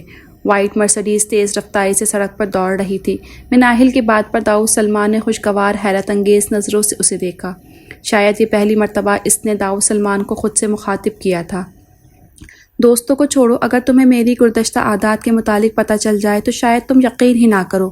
وہ بڑے خوشگوار لہجے میں بولا۔ اب تو ایسا نہیں لگتا۔ کندھے اچکاتے ہوئے اس نے رائے ظاہر کی اور یہ بات قطعی صحیح تھی۔ اس نے جب سے اسے دیکھا تھا یوں ہی سنجیدہ اور باروب سا دیکھا تھا، صرف ضرورت کے تحت مسکراتے ہوئے۔ بات تو صرف محسوس کرنے کی ہے مناہل، تم ایک دفعہ ایک احساس کو چھو کر تو دیکھو۔ محبت اور عزت کا ہر رنگ تمہیں یہاں ملے گا۔ داؤد سلمان تمہیں کبھی بھی مایوس نہیں ہونے دے گا، اسے نگاہوں میں سموتے ہوئے بڑے جب سے کہہ رہا تھا۔ اس کی گہری نظریں اور گہرے لہجے پر مناہل بری طرح سٹ پٹائی تھی۔ کوئی بھی جواب دینے کے بجائے وہ کھڑکی سے باہر دیکھنے لگی۔ کب تک نگاہیں چراؤ گی مناہل داؤد؟ ایک نہ ایک دن تمہیں میری محبت کے سامنے گھٹنے ٹیکنے پڑیں گے اور مجھے اس دن کا پوری شدت سے انتظار ہے۔ اسٹیئرنگ پر اپنے ہاتھ کی گرفت کو مضبوط کرتے ہوئے داؤد سلمان نے خود سے کہا تھا۔ نوشابہ کا فون آیا تھا۔ ماما کی طبیعت کافی خراب تھی۔ وہ اپنا سارا غصہ بھول بھال کر ان سے ملنے کے لیے بے چین ہو گئی۔ انہوں نے اگرچہ مناہل سے بات کر کے اسے کافی تسلی دی تھی کہ وہ اب بالکل ٹھیک ہیں، لیکن اس کے باوجود وہ مان کے نہیں دی۔ اب اس کا دل چاہ رہا تھا اڑ کر گھر پہنچ جائے۔ وہ خود بھی اتنا اداس ہو گئی تھی۔ داؤد سلمان جیسا بھی شخص تھا، کم از کم اس کے گھر والے اسے اچھا ہی سمجھتے تھے۔ اس کی برائی کا پہلو ان کے سامنے نہیں آیا تھا، خود مناہل کے سامنے بھی نہیں آیا تھا۔ اگر سمین اسے آگاہ نہ کرتی تو اس سارے قصے میں اس کی ماما اور بابا جان کا کوئی قصور نہیں تھا۔ وہ داؤد سلمان کے آنے کی منتظر تھی تاکہ اس سے اجازت لے کر گھر جا سکے، جبکہ وہ ابھی تک نہیں آیا تھا۔ آج وہ معمول سے کچھ زیادہ ہی لیٹ ہو گیا تھا۔ مناہل نے پروین کو تو کوارٹر میں بھیج دیا تھا، البتہ شریف بیچارہ کارپیٹ پر بیٹھا اونگ رہا تھا۔ اللہ اللہ کر کے اس کی آمد ہوئی تھی۔ شریف بھی اٹھ چکا تھا اور اب ڈائننگ ٹیبل پر کھانا لگا رہا تھا۔ ڈنر اور ناشتہ وہ ہمیشہ گھر پر مناہل کے ساتھ ہی کرتا تھا۔ آج میں کچھ زیادہ ہی لیٹ ہو گیا۔ ڈائننگ ٹیبل کی چیئر گھسیٹتے ہوئے وہ بولا۔ دیر ہو جانے کی وجہ سے اس نے کپڑے بھی تبدیل نہیں کیے تھے اور یوں ہی کھانے کی میز تک آ گیا تھا۔ آپ اکثر اور بیشتر اسی ٹائم آتے ہیں۔ وہ بھی اس کے سامنے والی کرسی پر بیٹھ گئی۔ تم اگر میرے بغیر اداس ہو جاتی ہو تو میں جلد آ جایا کروں گا، بلکہ تم کہو تو میں سرے سے آفس ہی نہیں جاتا، وہ معنی خیز لہجے میں بولا۔ شریف تم چلے جاؤ، میں خود ہی برتن اٹھا لوں گی۔ اس کی بات سنی انسنی کرتے ہوئے وہ خواہ ہی شریف سے مخاطب ہوئی۔ داؤد سلمان اس کے انداز پر مسکراتے ہوئے پلیٹ پر چھپ گیا۔ وہ اگر مذاق میں بھی کوئی دو معنی بات کہہ دیتا تھا تو اس کا رد عمل ایسا ہی ہوتا تھا۔ کچھ کہنا ہے؟ وہ کافی دیر سے نوٹ کر رہا تھا۔ وہ کچھ کہنا چاہ رہی ہے۔ جی، وہ فقط اتنا ہی کہہ سکی۔ ایسا کرو، پہلے اسٹرانگ سی چائے پلواؤ، لاؤنج میں لے کر آنا، میں وہیں بیٹھا ہوں۔ وہ اٹھ کر نیپکن سے ہاتھ صاف کرتے ہوئے اسے ہدایت دے کر لاؤنج میں چلا گیا۔ اف، ایک تو پرسنالٹی ایسی ہے بندہ خواہ روپ میں آ جاتا ہے۔ اس کے جاتے ہی مناہل نے کلس کر سوچا۔ چائے لے کر وہ جب لاؤنج میں آئی تو وہ ٹی وی پر کوئی جیوگرافک پروگرام دیکھ رہا تھا۔ اسے دیکھتا اس نے ٹی وی کا والیوم خاصا کم کر دیا۔ مناہل نے چائے کا کپ اسے پکڑانے کے بجائے سامنے ٹیبل پر رکھ دیا۔ تم چائے نہیں پیو گی؟ ایک ہی کپ دیکھ کر داؤد سلمان نے استفسار کیا۔ نہیں، میں رات کو چائے نہیں پیتی، جواب دینے کے ساتھ ہی اس نے وجہ بھی بتا دی، مبادا وہ کیوں کا سوال نہ کرے۔ میں دراصل… بیٹھ جاؤ، بیٹھ کر بات کر لو، وہ اسے ٹوک کر بولا تو مناہل اس سے کچھ فاصلے پر رکھے ہوئے صوفے پر ٹک گئی۔ ایک تو اتنی رات، اوپر سے تنہائی میں مناہل اچھا خاصا گھبرا گئی تھی۔ جو چند ایک ملازم تھے وہ بھی اپنے اپنے کوارٹرز میں جا چکے تھے۔ داؤد سلمان نے اس کی حرکت بطور خاص نوٹ کی تھی۔ وہ آج نوشابہ کا فون آیا تھا، ماما کی طبیعت ٹھیک نہیں ہے تو وہ مجھے گھر جانا ہے صبح۔ انگلی مروڑتے ہوئے اس نے اپنا مدعا بیان کیا تھا۔ میری آج دوپہر میں ہی ان سے بات ہوئی ہے، بلکہ اکثر و بیشتر میری ان سے بات ہوتی رہتی ہے۔ وہ اس کی بے یقین آنکھوں میں جھانکتا ہوا بولا۔ لیکن مجھے جانا ہے، میں ان کے بغیر اداس ہو گئی ہوں۔ اور تمہارے بغیر داؤد سلمان اداس ہو جائے گا۔ وہ بھی اسے تنگ کرنے کے موڈ میں آ گیا۔ پہلے بھی تو میرے بغیر ہی رہتے تھے۔ حسب توقع وہ چڑھ گئی تھی۔ پہلے کی بات اور تھی، تو اب کون سا میں آپ کے ساتھ ساتھ رہتی ہوں؟ جھنجھلاہٹ میں اس کے منہ سے پھسل گیا۔ ساتھ ساتھ نہ صحیح رہتی تو کیا ہوا، آس پاس تو رہتی ہو نا۔ وہ بھی اپنے موقف پہ ڈٹا ہوا تھا۔ تو آپ مجھے نہیں جانے دیں گے؟ اس کی جھنجھلاہٹ اب غصے میں تبدیل ہونے لگی تھی۔ میں نے ایسا تو کچھ نہیں کہا۔ مزے سے چائے کے سپ لیتے ہوئے وہ دلچسپ نظروں سے اسے دیکھ رہا تھا۔ پھر میں چلی جاؤں صبح؟ چلی جانا، لیکن پہلے مجھے ایک بات کا جواب تو دو۔ وہ جو اس کا پہلا جملہ سن کے اٹھنے لگی تھی، اگلا جملہ سن کے دوبارہ وہیں بیٹھ گئی۔ تم مجھ سے اتنا بھاگتی کیوں ہو؟ اپنی گہری نگاہیں اس پر جما کے داؤد سلمان نے استفسار کیا تھا۔ مناہل اس غیر متوقع سوال پر بری طرح گڑبڑائی تھی۔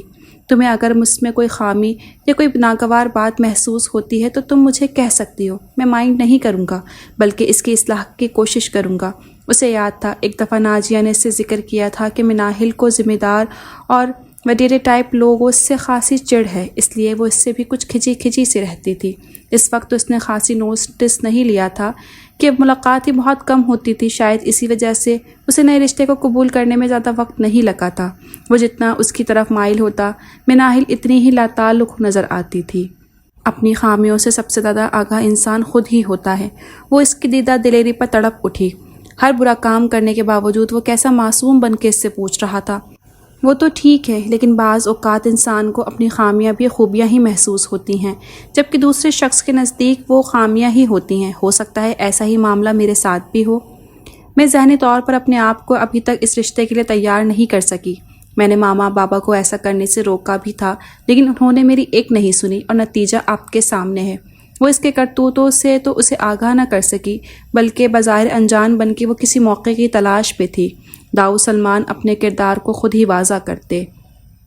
داؤد سلمان کے چہرے پہ ایک سایہ سا آ کر گزر گیا۔ اسے اگرچہ اس بات کا اندازہ تھا، اس کے باوجود اس کے منہ سے نکلنے والے الفاظ نے اسے دکھ پہنچایا تھا۔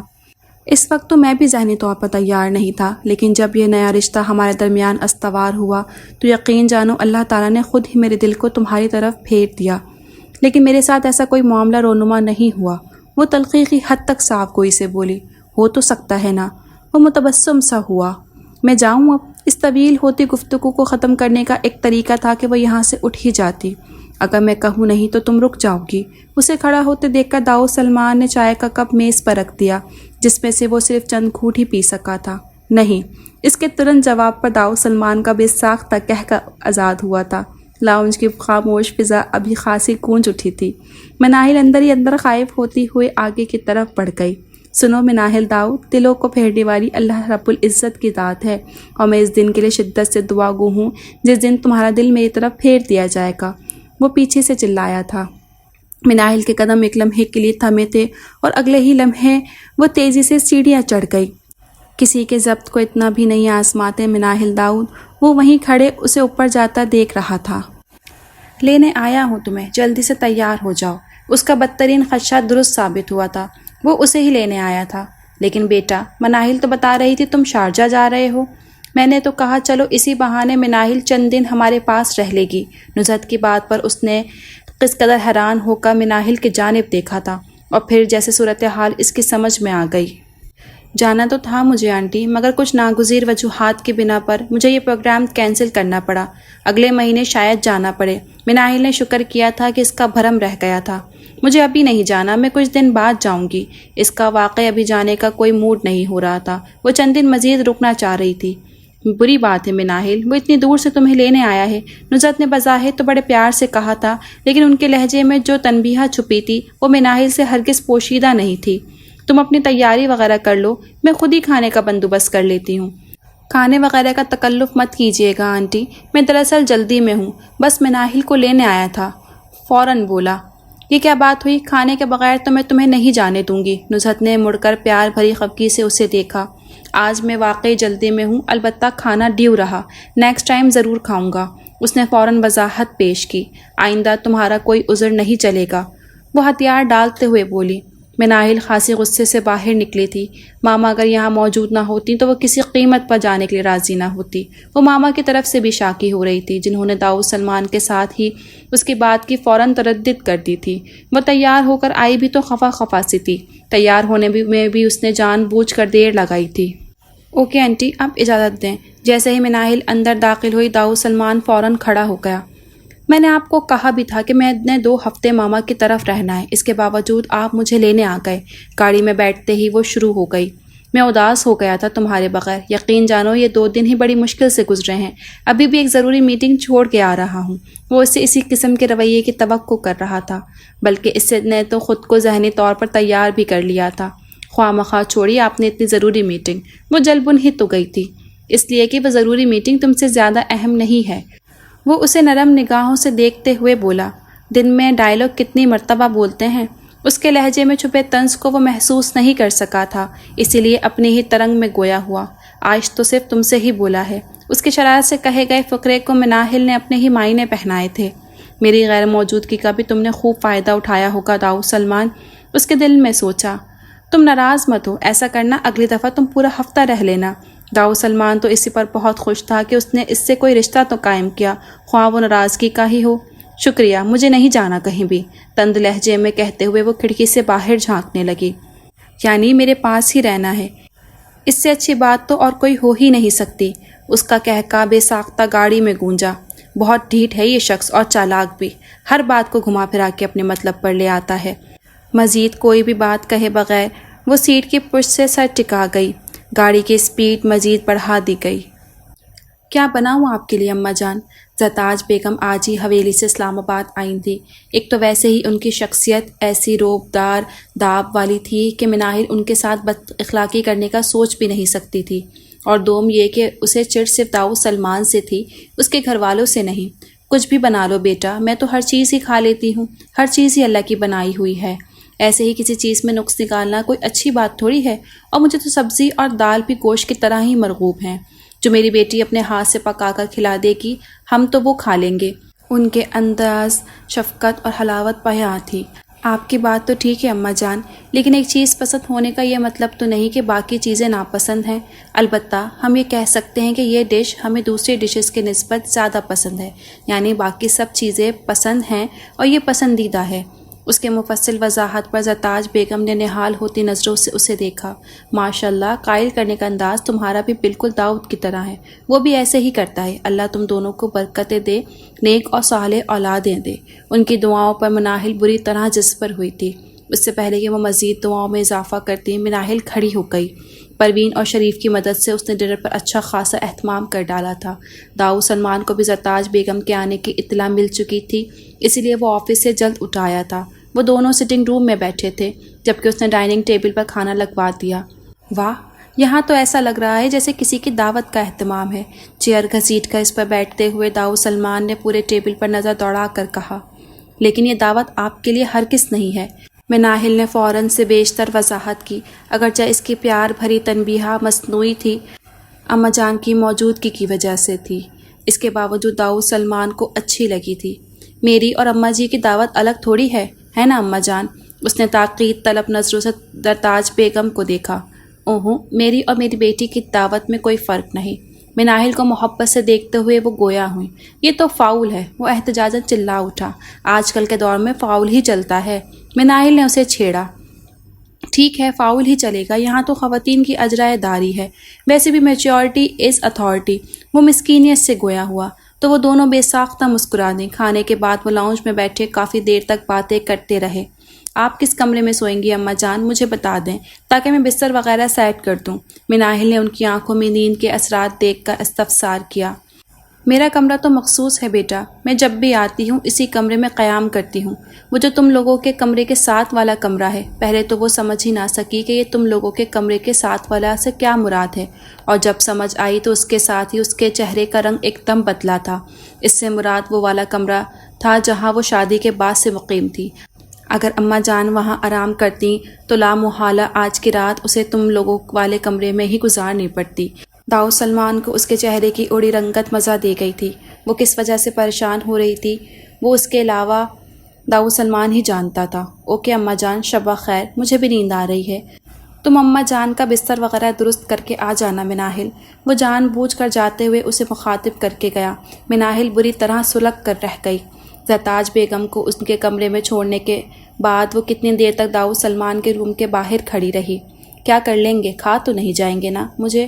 وہ خود کو حوصلہ دیتے ہوئے دروازے کا ہینڈل گھما کر اندر داخل ہوئی. داؤ سلمان بیڈ پر نیم دراز غالباً کوئی مووی دیکھ رہا تھا.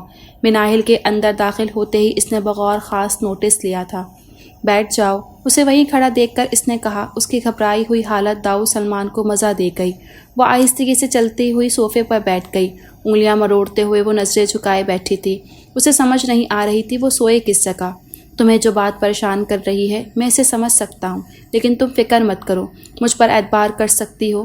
میں محبت میں زبردستی کا قائل نہیں، لیکن اس دن کا منتظر ضرور ہوں جب تمہارے دل پر جمی گرد صاف ہو جائے گی۔ اس کی طرف دیکھے بغیر وہ بہت آہستگی سے کہہ رہا تھا۔ مناہل بستور اسی حالت میں بیٹھی رہی۔ سو جاؤ، اب رات بہت بیت چکی ہے، وہ کہتا ہوا خود بھی لائٹ آف کر کے لیٹ گیا۔ مناہل نے الماری سے کمبل نکالا اور صوفے پر لیٹ کر اچھی طرح خود پر کمبل تان لیا۔ صبح اس کی آنکھ کھلی تو کوئی اس کا کندھا ہلا رہا تھا۔ چہرے سے کمبل ہٹا کر اس نے بمشکل آنکھیں کھولیں۔ 7 بج چکے ہیں مناہل، اٹھنا نہیں ہے کیا؟ اگر زیادہ نیند آ رہی ہے تو بیڈ پر چلی جاؤ، یہ نہ ہو تمہیں دیکھنے کے لیے اماں جان خود ہی اندر آ جائیں۔ داؤد اس پر جھکا کہہ رہا تھا۔ مناہل کی نیند فوراً اڑن چھو ہوئی تھی۔ اسے یاد آ گیا تھا وہ رات کو کہاں سوئی تھی۔ میں آ رہی ہوں، اس نے تھوڑا سا کمبل مزید کھسکا دیا۔ داؤد سلمان اس پر نظر ڈال کر باہر نکل گیا۔ او شٹ، میں اتنی دیر تک سوتی رہی، اوپر سے نماز بھی قضا ہو گئی۔ اس نے کمبل اتار کے ایک سائڈ پر پھینکا اور گھڑی کی طرف دیکھتے ہوئے خود پر افسوس کیا۔ یہ یقیناً اس کمرے کی نحوست ہے، ورنہ میری نماز کبھی قضا نہیں ہوئی، چاہے جتنی بھی دیر سے سوؤں۔ یہ بات کہتے ہوئے وہ اس بات سے قطعی بے خبر تھی کہ اس کمرے کا مالک تو وقت پر ہی فجر کی نماز پڑھ آیا تھا۔ البتہ وہ سر سے پاؤں تک ایسے کمبل لپیٹ کے سوئی ہوئی تھی کہ باوجود چاہنے کے وہ اسے اٹھا نہ سکا۔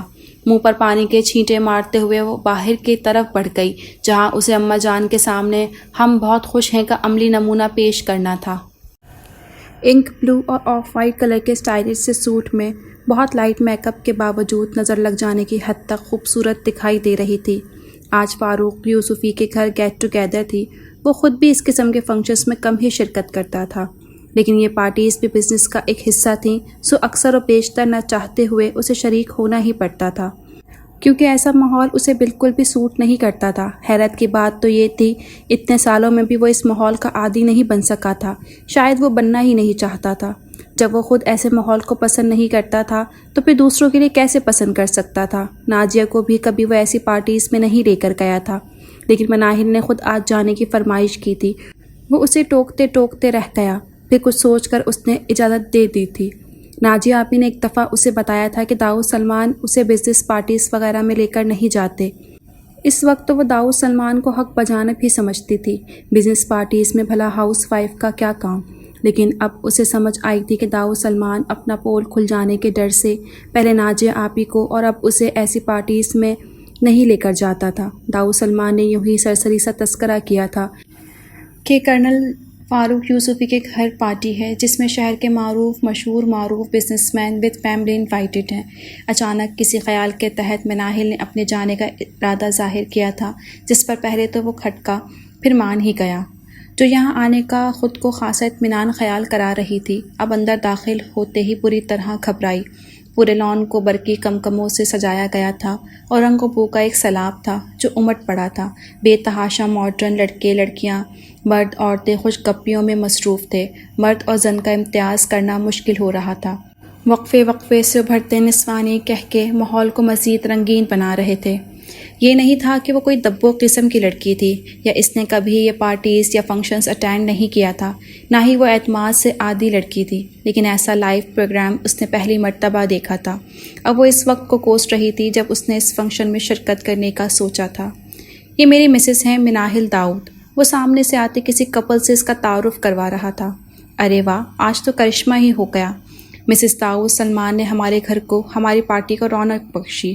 Very nice to meet you, وہ اسے خود سے لگاتے ہوئے نہایت خوشگوار لہجے میں بولی۔ می ٹو، اب آ گئی تھی تو اخلاق بھی نبھانا تھا۔ یہ شاید کرنل فاروق یوسفی اور ان کی مسز تھیں۔ ہم نے تو پہلے ہی کہا تھا مسز، ہماری پارٹی سب سے ڈفرینٹ اور یونیک ہوگی۔ کرنل کہکا لگا کر بولے۔ مان گئے آپ کو کرنل صاحب؟ وہ بھی ان کے کہکے میں شریک ہوئیں اور پھر جس کسی نے بھی اسے دیکھا تھا تعجب انگیز خوشی کا اظہار کیا تھا۔ بیوٹیفل بھائی، یہ گوہر کیوں چھپا کے رکھا ہوا تھا؟ داؤد سلمان ٹائٹ جینز پر شارٹ سلپ لیس شرٹ پہنے وہ کوئی بھی تھی، بڑے بے تکلف انداز میں وہ داؤد سلمان کے کندھے پر ہاتھ رکھ کے مخاطب ہوئی تھی۔ ایسی چیزوں کو چھپا کے ہی رکھنا چاہیے تاکہ نظر نہ لگ جائے۔ اس لڑکی کے عقب سے ہی کوئی مرد نکل کے آیا تھا اور اپنی پرشوق نگاہ اس پر جماتے ہوئے کہا، ایسی کوئی بات نہیں ہے، میں خود ہی ذرا شور ہنگامے سے گھبراتی ہوں۔ ناگواری کی ایک شدید لہر نے اس کے وجود کا احاطہ کیا تھا، جسے بڑی مشکل سے دباتے ہوئے وہ نارمل لہجے میں بولی۔ اس سے پہلے کہ وہ مزید کچھ کہتا، داؤد سلمان اسے لے کر آگے ایک ٹیبل کی طرف بڑھ گیا جہاں فیاض اور ثنا برجمان تھے۔ شکر ہے کوئی تو اپنا نظر آیا، مناہل نے بے ساختہ تشکر بھری سانس خارج کی۔ وہ دونوں بھی نہایت گرم جوشی سے ان سے ملے تھے۔ بعد میں فیاض اور داؤد سلمان تو اٹھ کر چلے گئے، جبکہ وہ دونوں وہاں بیٹھی رہیں۔ ثنا نے ہی باقیوں سے اس کا تعارف کروایا تھا۔ داؤد سلمان خوش قسمت ہے بھائی، ایک سے بڑھ کر ایک لڑکی اس کی قسمت میں آئی ہے، پہلے نازیہ اور اب مناہل۔ اس پہ تو لگتا ہے خوبصورتی ختم ہے۔ اس کے بیک سائڈ والی ٹیبل سے یہ آواز ابھری تھی۔ ثنا نے تو شاید نہیں سنا تھا کیونکہ وہ اپنے پاس بیٹھی خاتون سے کوئی بحث کر رہی تھی، جبکہ اس کے کانوں تک یہ آواز بخوبی پہنچی تھی۔ یہ کوئی اتنے تعجب والی بات نہیں، داؤد سلمان تو مناہل سے بھی خوبصورت لڑکی ڈیزرو کرتا ہے۔ خوش قسمت داؤد سلمان نہیں کہ اسے مناہل ملی ہے، بلکہ خوش قسمت مناہل ہے کہ اسے داؤد سلمان جیسا شاندار شخص ملا۔ اب کی دفعہ کسی دوسری نے اظہار خیال کیا تھا۔ یہ اندازہ لگانا تو واقعی مشکل ہے کہ ان دونوں میں سے کون زیادہ خوش قسمت ہے۔ پہلی والی پھر بولی، تمہارا کیا خیال ہے مناہل؟ ثنا نے اسے اچانک مخاطب کیا تو اس کا دھیان پیچھے سے ہٹ گیا۔ کس بارے میں؟ اس کا دھیان اس طرف ہوتا تو وہ ان کی بات سن پاتی۔ یہی کہ آرٹیفیشل جیولری زیادہ سوٹیبل لگتی ہے یا گولڈ کی جیولری؟ ثنا کے برابر بیٹھی نفیسہ نے کہا، یہ تو اپنے اپنے ذوق پر ڈیپینڈ کرتا ہے۔ وہ چونکہ دونوں کے دلائل سن نہیں پائی تھی، اس لیے گول مول سا جواب دیا۔ یہ ہوئی نا بات، تم نے تو جھگڑا ہی ختم کر دیا۔ ثنا نے مسکرا کر کہا تو نفیسہ بھی مسکرا دی۔ نفیسہ ابھی کسی ضروری کام سے اٹھ کے چلی گئی۔ مناہل نے متلاشی نظروں سے ادھر ادھر دیکھا تھا، لیکن داؤد سلمان اسے کہیں بھی نظر نہیں آیا تھا۔ سنا ہے اس کے بدن کے تراش ایسے ہیں کہ پھول اپنی بقائے کترتے دیکھتے ہیں۔ سنا ہے اس کی سیاہ چشمگی قیامت ہے، سو سورما فروش اس کو آہ بھر کے دیکھتے ہیں۔ اس نے ایک دم ٹھٹک کے سامنے دیکھا۔ بلیک ٹو پیس میں ملبوس وہ شخص عین اس کے سامنے والی چیئر پر بیٹھ چکا تھا، آنکھوں میں حریص اور ہوس کا جہاں آباد کیے۔ وہ خبیث اسے ہی گھور رہا تھا۔ اس کی حرکت پر مناہل نے سخت نظروں سے آئی برو اٹھا کر اسے دیکھا۔ یوں نہ مجھ کو نگاہوں کے ترازو میں تولو، ہے شوق تو بے ساختہ آنکھوں میں سمولو۔ اب کے دل کو لایا ہوں ہتھیلی پر سجا کے، اس حسن کے بازار میں کیا دام ہے بولو۔ آپ کی تعریف، اس کے دوبارہ شعر پڑھنے پر مناہل تیکھے چتون سے اسے گھورا۔ اس نے مروتاً بے اخلاق دکھانے کی کوشش نہیں کی تھی۔ تعریف تو اس خدا کی جس نے ایسا زبردست شاہکار تخلیق کیا، مجھ ناچیز کی یہاں کیا تعریف۔ ہاتھ میں پکڑا سیاہ مشروب کا گلاس اس نے ٹیبل پر رکھتے ہوئے کہا۔ مناہل نے کچھ کہنے کے بجائے ناگواری سے منہ موڑ لیا۔ حسن کی یہ ادا بھی بہت بھاری ہے مس، وہ کہکا لگا کے بولا۔ میں مس نہیں، مسز داؤد سلمان ہوں، اس نے ایک ایک لفظ کو چبا کر کہا۔ او تو یہ حسن کی دیوی مسٹر داؤد سلمان لے اڑا۔ خیر کوئی بات نہیں، سب چلتا ہے۔ اس کی بات کی مناہل کو قطعی سمجھ نہیں آئی تھی۔ اینی وے، میں خلدون یوسفی ہوں، ایک کامیاب ترین بزنس مین اور کرنل فاروق یوسفی کا بیٹا۔ میری ماما ویمن ایسوی ایشین کی سربراہ ہیں، تم نے نام بھی سنا ہوگا، مسز نوشین یوسفی۔ اس کے اتنے لمبے چوڑے تعارف کا مطلب وہ اخذ نہیں کر سکی تھی، اور نہ ہی وہ ایسا کرنا چاہتی تھی، لہٰذا اس نے ایک مرتبہ پھر زیادہ لوگوں کی بھیڑ میں داؤد سلمان کو ڈھونڈا۔ وہ اسے ڈھونڈنے میں پھر ناکام رہی تھی۔ داؤد سلمان کو اس وقت ڈھونڈنا بیکار ہے کیونکہ وہ خود اس وقت بزی ہوگا۔ اس کی خباثت زدہ ہنسی پر وہ کھول کے رہ گئی۔ جب داؤد سلمان تمہارا حق بے زر دوسروں پر لٹا سکتا ہے تو تم ایسا کیوں نہیں کر سکتی؟ ویسے بھی آج کل معاشرے میں یہ کوئی معیوب بات نہیں، اور تم تو ویسے بھی داؤد سلمان کے لیے چلتا پھرتا چیک ہو جسے وہ جب چاہے کیش کروا سکتا ہے۔ اس کا ہاتھ اپنے ہاتھ میں قید کیا اور چہرے کے قریب کرتے ہوئے مدہوش لہجے میں گویا ہوا، چھوڑے میرا ہاتھ۔ غم اور غصے سے اس کی آواز کانپ گئی۔ شکر کرو ابھی صرف ہاتھ پر اکتفا کیا ہے، ورنہ دل تو اتنا باغی ہو رہا ہے کہ وہ پتہ نہیں مزید کیا کہنے جا رہا تھا۔ مناہل نے اپنی پوری قوت صرف کر کے اپنا ہاتھ چھڑوایا اور بھاگنے کے سے انداز میں وہاں سے نکلی تھی۔ داؤد سلمان بالآخر اسے نظر آ گیا تھا۔ فیاض اور دوسرے چند دوستوں کے ہمراہ کھڑے ہوئے۔ مناہل لپک کے اس کے پاس گئی تھی۔ اس کے بالکل قریب کھڑے ہوتے ہوئے اس نے اس کا دایاں ہاتھ تھام لیا تھا۔ داؤد سلمان نے چونک کر اسے دیکھا تھا۔ تمہاری طبیعت تو ٹھیک ہے؟ اس کا ہاتھ اتنا ٹھنڈا ہو رہا تھا کہ داؤد سلمان کو فوراً تشویش نے آن گھیرا۔ ویسے بھی ہوش و حواس میں تو وہ اس کے سائے کے قریب نہیں پھٹکتی تھی، کجا کہ اس کے اتنے قریب کھڑے ہونا۔ گھر چلیں، وہ اتنی گھبرائی ہوئی تھی کہ حد نہیں۔ یہاں کا تو ماحول ہی ایسا تھا کہ مرد اور زن کی تمیز کرنا مشکل ہو رہی تھی، لیکن ایسا ایڈوانس ماحول اس کی پسند ہرگز نہیں ہو سکتا تھا۔ 10 منٹ ٹھہر جاؤ، مجھے ابھی ایک ضروری… نہیں، میرا دل گھبرا رہا ہے، ابھی چلیں۔ وہ اس کی بات کاٹ کے ضدی لہجے میں بولی۔ کیسے مزاج مسٹر داؤد سلمان؟ خلدون یوسفی ان کے پاس آتا بولا، مگر نگاہیں مناہل پر ٹھہری ہوئی تھیں۔ فائن، داؤد سلمان نے اسے مصافحہ کیا تھا۔ اوکے، مجھے ذرا جلدی ہے۔ مناہل کی ضد کے پیش نظر وہ سب سے معذرت کرتے اس کا ہاتھ تھام کے باہر کی طرف بڑھ گیا۔ You are my dream pretty, اور اس خواب کو میں بہت جلد پورا کرنے والا ہوں۔ ان دونوں کو جاتا دیکھ کر خلدون یوسفی نے اپنی پرسوچ نگاہیں اس پر جماتے ہوئے دل میں پختہ ارادہ کیا۔ موسم تبدیل ہو رہا تھا اور موسم کی مناسبت سے اس نے کچھ شاپنگ بھی کرنی تھی۔ داؤد سلمان اسے کافی مرتبہ کہہ چکا تھا کہ شاپنگ وغیرہ کر لے، لیکن وہ خود ہی سست سی ہو رہی تھی۔ آج خود ہی داؤد سلمان نے ڈرائیور کو گاڑی دے کر بھیج دیا تھا اور فون کر کے اسے تاکید بھی کی تھی۔ وہ اس کی لاپرواہ طبیعت کو جانتا تھا، اس لیے خصوصی ہدایت کی تھی۔ ونڈو شاپنگ کا ارادہ ترک کر کے وہ بالآخر ایک بوتیک میں داخل ہو ہی گئی۔ کچھ خریدنے کا اس کا کوئی ایسا خاص ارادہ تو نہیں تھا، لیکن کیمل کلر کا سوٹ جس پر بلیک ایمبرائڈری کے ساتھ یونیک سا ڈیزائن بنایا گیا تھا اتنا پسند آیا کہ بے ساختہ اس نے وہ سوٹ خرید لیا۔ اسی شاپ سے اس نے اپنے لیے کارڈیگن اور شال خریدی تھی۔ ہیلو پریٹی، وہ کاؤنٹر پر پے کر رہی تھی جب اس کے برابر کھڑے شخص نے بے تکلفی سے اس کا گال تھپ تھپاتے ہوئے کہا۔ اس نے فوراً گردن گھمائی اور خلدون یوسفی کو دیکھ کر غصے کی ایک شدید لہر نے اس کے وجود کا احاطہ کیا تھا۔ سوری، وہ یہاں کھڑی ہو کے کوئی تماشا نہیں لگانا چاہتی تھی، اس لیے اپنے غصے کو بمشکل ضبط کرتے ہوئے ناگواری سے کہہ کر قدم بڑھا دیے۔ ارے اس نازک وجود پر اتنا بوجھ کیوں؟ یہ دیوانہ کس لیے ہے؟ وہ بھی فوراً اس کے پیچھے ہی لپکا۔ مناہل اس کی بات پر کان دھرے بغیر اپنی گاڑی کی طرف بڑھ گئی۔ اتنا غصہ کیوں دکھا رہی ہو پریٹی؟ ناچیز سے کیا خطا سرز ہو گئی؟ وہ بھی ایک نمبر کا ڈھیٹ تھا، اتنی جلدی پیچھا کیسے چھوڑ سکتا تھا؟ دیکھیں، میں اس قسم کی اونچی حرکتوں کو پسند نہیں کرتی۔ وہ ایک دم رکی اور سخت لہجے میں بولی۔ اور اس دل کا کیا کروں جو تمہیں پسند کر بیٹھا ہے؟ اس کے سخت لہجے کی پرواہ کیے بغیر وہ والہانہ نظروں سے اسے دیکھتے ہوئے بولا۔ آپ کو پتہ ہونا چاہیے کہ میں شادی شدہ ہوں۔ وہ اپنے الفاظ پر زور دے کر گویا ہوئی۔ میں نے سمجھایا تھا دل کو، لیکن وہ نہیں سمجھا۔ اس کی بس ایک ہی رٹ ہے، تم اور صرف تم۔ اس کے عجیب جنونی سے لہجے پر مناہل اندر ہی اندر خوفزدہ ہو گئی۔ ان سے چند قدم کے فاصلے پر ہی اس کی گاڑی کھڑی تھی۔ ڈرائیور اسے دیکھتے ہی گاڑی سے باہر نکل آیا اور اب مؤدب انداز میں بیک ڈور کھولے اس کا منتظر تھا۔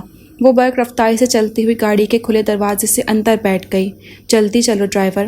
اندر بیٹھتے ہی اس نے ڈرائیور کو حکم دیا۔ کب تک بھاگو گی سویٹی؟ تم جتنا مجھ سے کتراتی ہو آتش شوق اتنا ہی بڑھتا ہے۔ اب تو تمہیں جلد حاصل کرنا بہت ضروری ہو گیا ہے۔ اسے دوسری مرتبہ فرار ہوتے دیکھ کر خلدون یوسفی نے ہاتھ ملتے ہوئے سوچا۔ سر، کوئی خلدون یوسفی صاحب آپ سے ملنا چاہتے ہیں؟ داؤد سلمان کے سیکریٹری اسے انٹرکام پہ اطلاع دی تو وہ سوچ میں پڑ گیا۔ اوہ، کرنل فاروق یوسفی کا بیٹا! ایک دم اس کے ذہن میں جھماکہ ہوا۔ ٹھیک ہے، بھیج دو، اس نے کہا اور ریسیور واپس رکھ دیا۔ اسے بھلا مجھ سے کیا کام ہو سکتا ہے؟ وہ سوچ میں پڑ گیا۔ خلدون یوسفی سے اس کی 2-3 مرتبہ صرف ملاقاتیں ہوئی تھیں۔ کیسے ہیں مسٹر داؤد سلمان؟ خلدون یوسفی نے نہایت گرم جوشی کا مظاہرہ کیا تھا۔ اللہ کا شکر ہے، تم سناؤ؟ اسے بیٹھنے کی آفر کرتے ہوئے اس نے کہا۔ فائن، آج ادھر کا رستہ کیسے بھول پڑے؟ انٹرکام پر چائے کا آرڈر دیتے ہوئے وہ اس سے مخاطب ہوا۔ بس ایسے ہی، اس نے کندھے اچکائے۔ میں نے سنا ہے ہمدانی کمپنی میں تمہارے لیے جو 60% شیئر تھے، ہمدانی اسے غبن کرنے کے چکروں میں ہے۔ پیون چائے رکھ کے چلا گیا تو خلدون یوسفی نے کپ اٹھایا اور اپنے مطلب کی طرف آنے لگا۔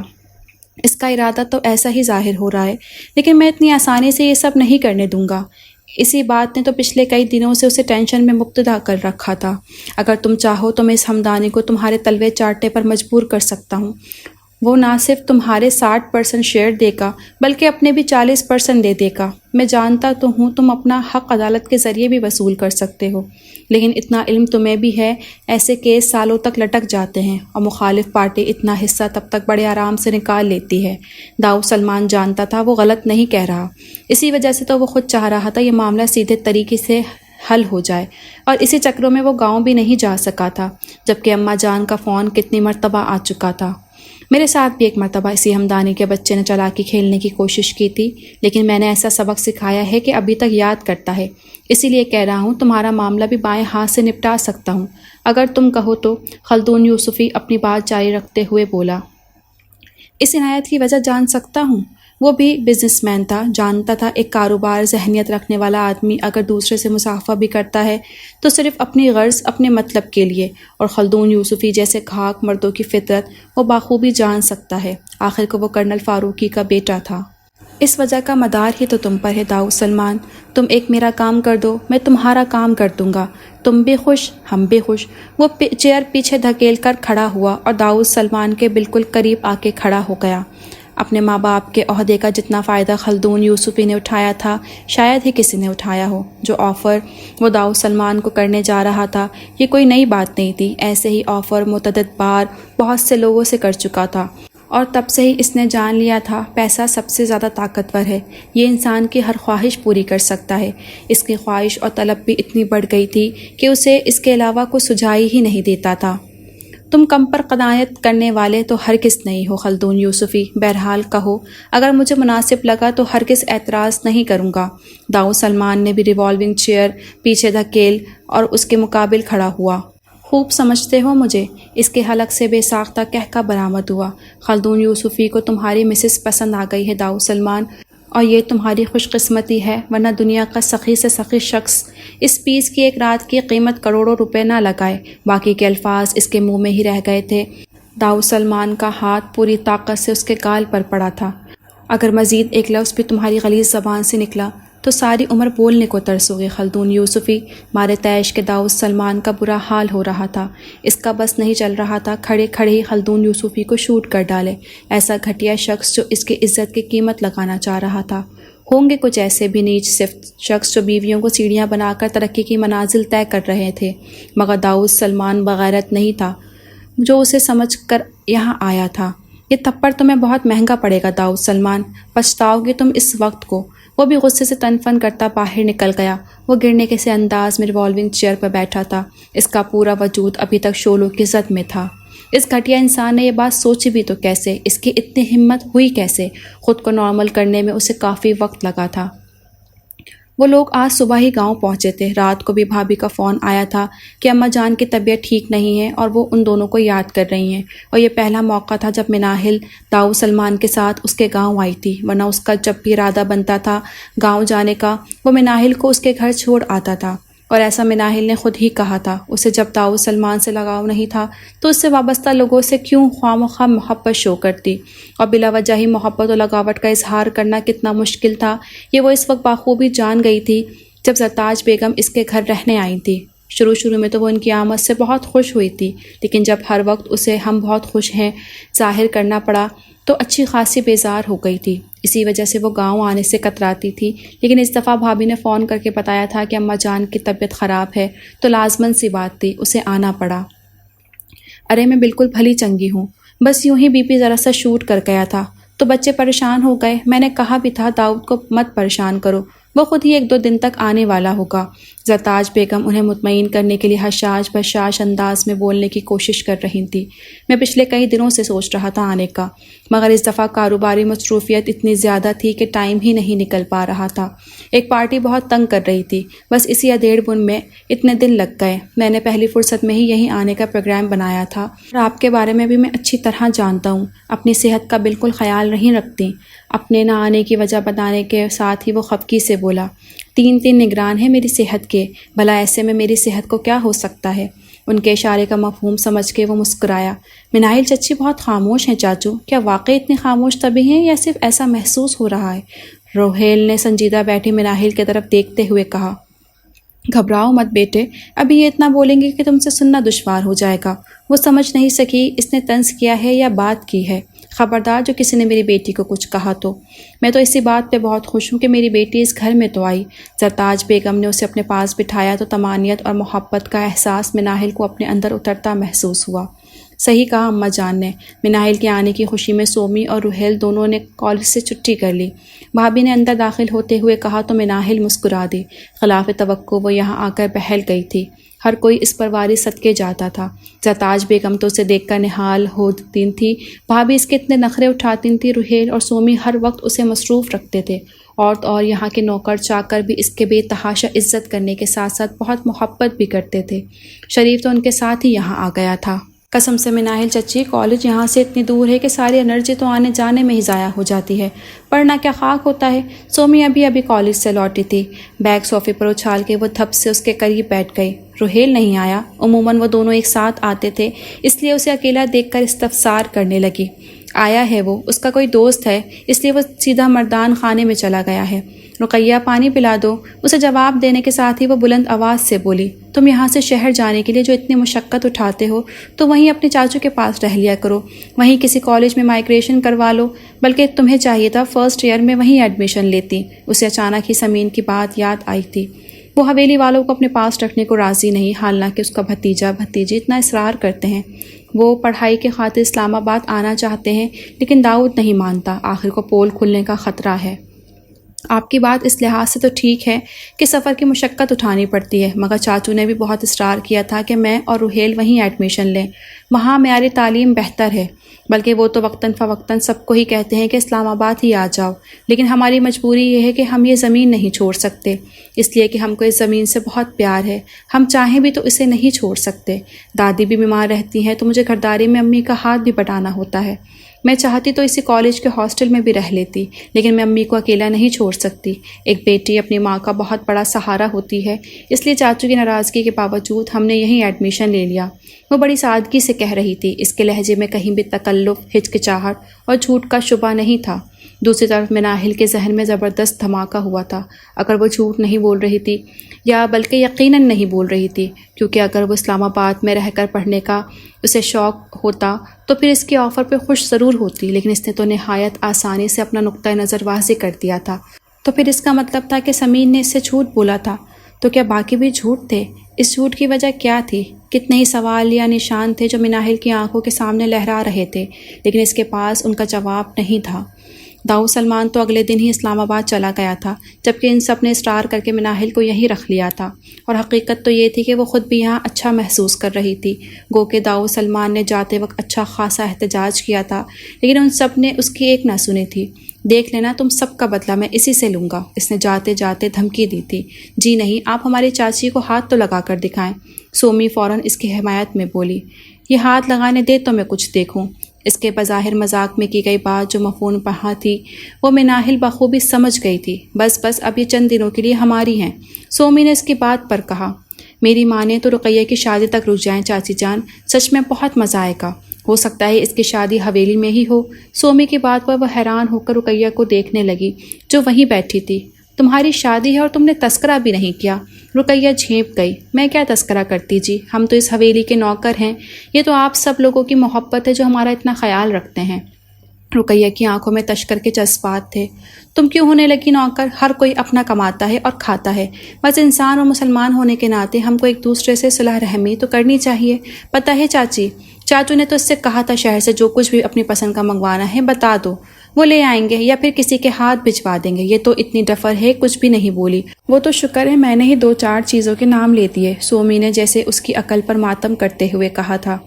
بڑے لوگ اپنے عیبوں کی پردہ پوشی کے لیے مظلوم لڑکیوں کو ان کا کچھ نہ کچھ عوض دے ہی دیا کرتے ہیں۔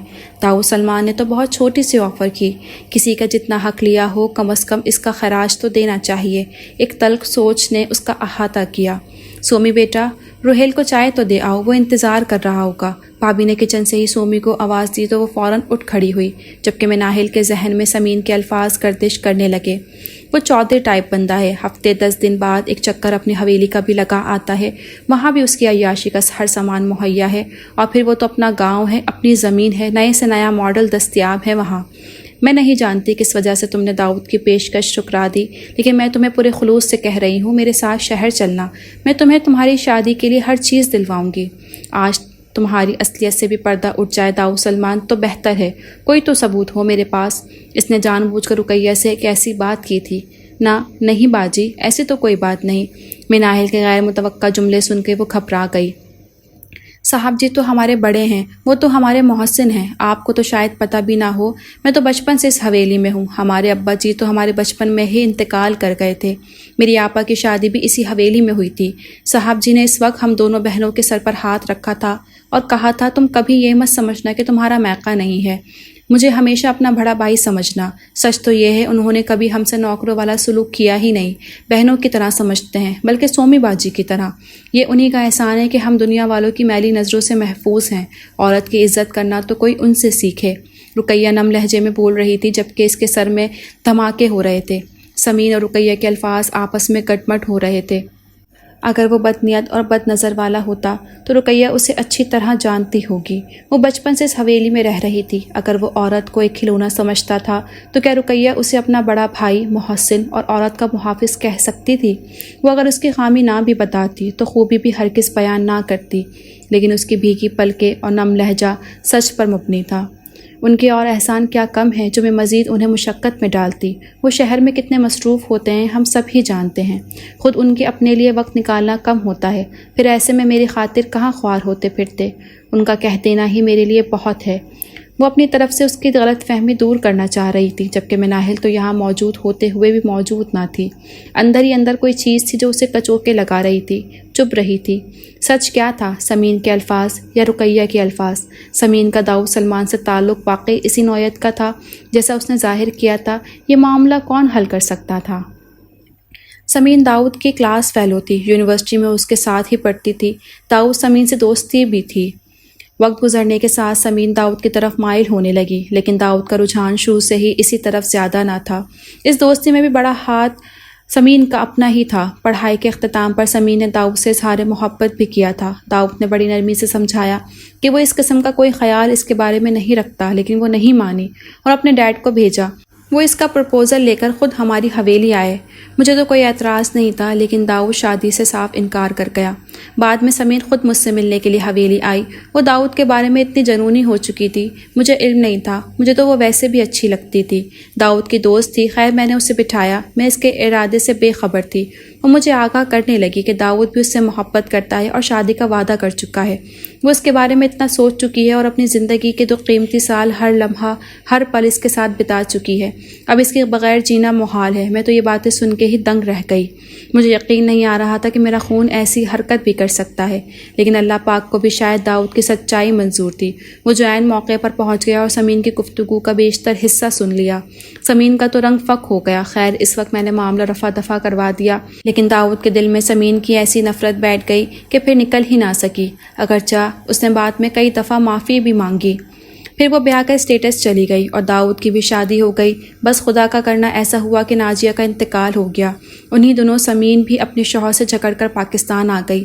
ہم نے داؤد کی دوبارہ شادی کرنے کے بارے میں سوچا تو سمین نے ایک مرتبہ پھر ہم سے رابطہ بحال کر لیا۔ وہ ڈائریکٹ داؤد پیلس میں آ کر داؤد سے اس بارے میں بات کی، لیکن داؤد نے پھر انکار کر دیا۔ خیر وہ بچی بڑی صبر والی نکلی، داؤد کی شادی میں بھرپور شرکت کی اور ولیمے والے دن اسٹیٹس چلی گئی۔ پھر میں نے سنا تھا اسے طلاق ہو گئی۔ مجھے تو بڑا افسوس ہوا، اب پتہ نہیں کہاں ہے، پاکستان آ گئی ہے یا ادھر ہی ہے۔ زرتاج بیگم نے ایک ٹھنڈی آہ بھری، اور مناہل کا تو یہ حال تھا کہ کاٹو تو لہو نہیں۔ سردی میں بھی اسے ٹھنڈے پسینے آ رہے تھے۔ صورتحال اب کھل کر اس کے سامنے آئی تھی۔ اس نے خود ہی حقیقت جاننے کے لیے زرتاج بیگم سے سمین کے بارے میں دریافت کیا تھا، اور جواباً انہوں نے الف سے لے کر یہ تک پوری کہانی سنا ڈالی تھی۔ غلط فہمی کی اینک آنکھوں سے اتری تھی تو ہر جگہ اسے اپنا ہی قصور نظر آ رہا تھا۔ وہ پڑھی لکھی باشعور لڑکی تھی، کوئی جاہل اور ان پڑھ تو نہیں تھی جو سمین کی باتوں پر ایمان لے آئی تھی، جسے وہ جانتی تک نہیں تھی۔ اور داؤد سلمان کے ساتھ وہ گزشتہ 8 ماہ سے رہ رہی تھی اور اس کی حقیقت کو تسلیم کرنے سے انکاری تھی۔ اس سے زیادہ سمجھدار تو رقیہ تھی، اسے تو کھوٹے کھرے کی پہچان ہی نہیں تھی۔ وہ تو ابھی تک اپنے عزم میں مبتلا تھی اور خود کو بڑا عقل مند تصور کر رہی تھی، جبکہ حقیقت آج کھل کر اس کے سامنے آئی تھی۔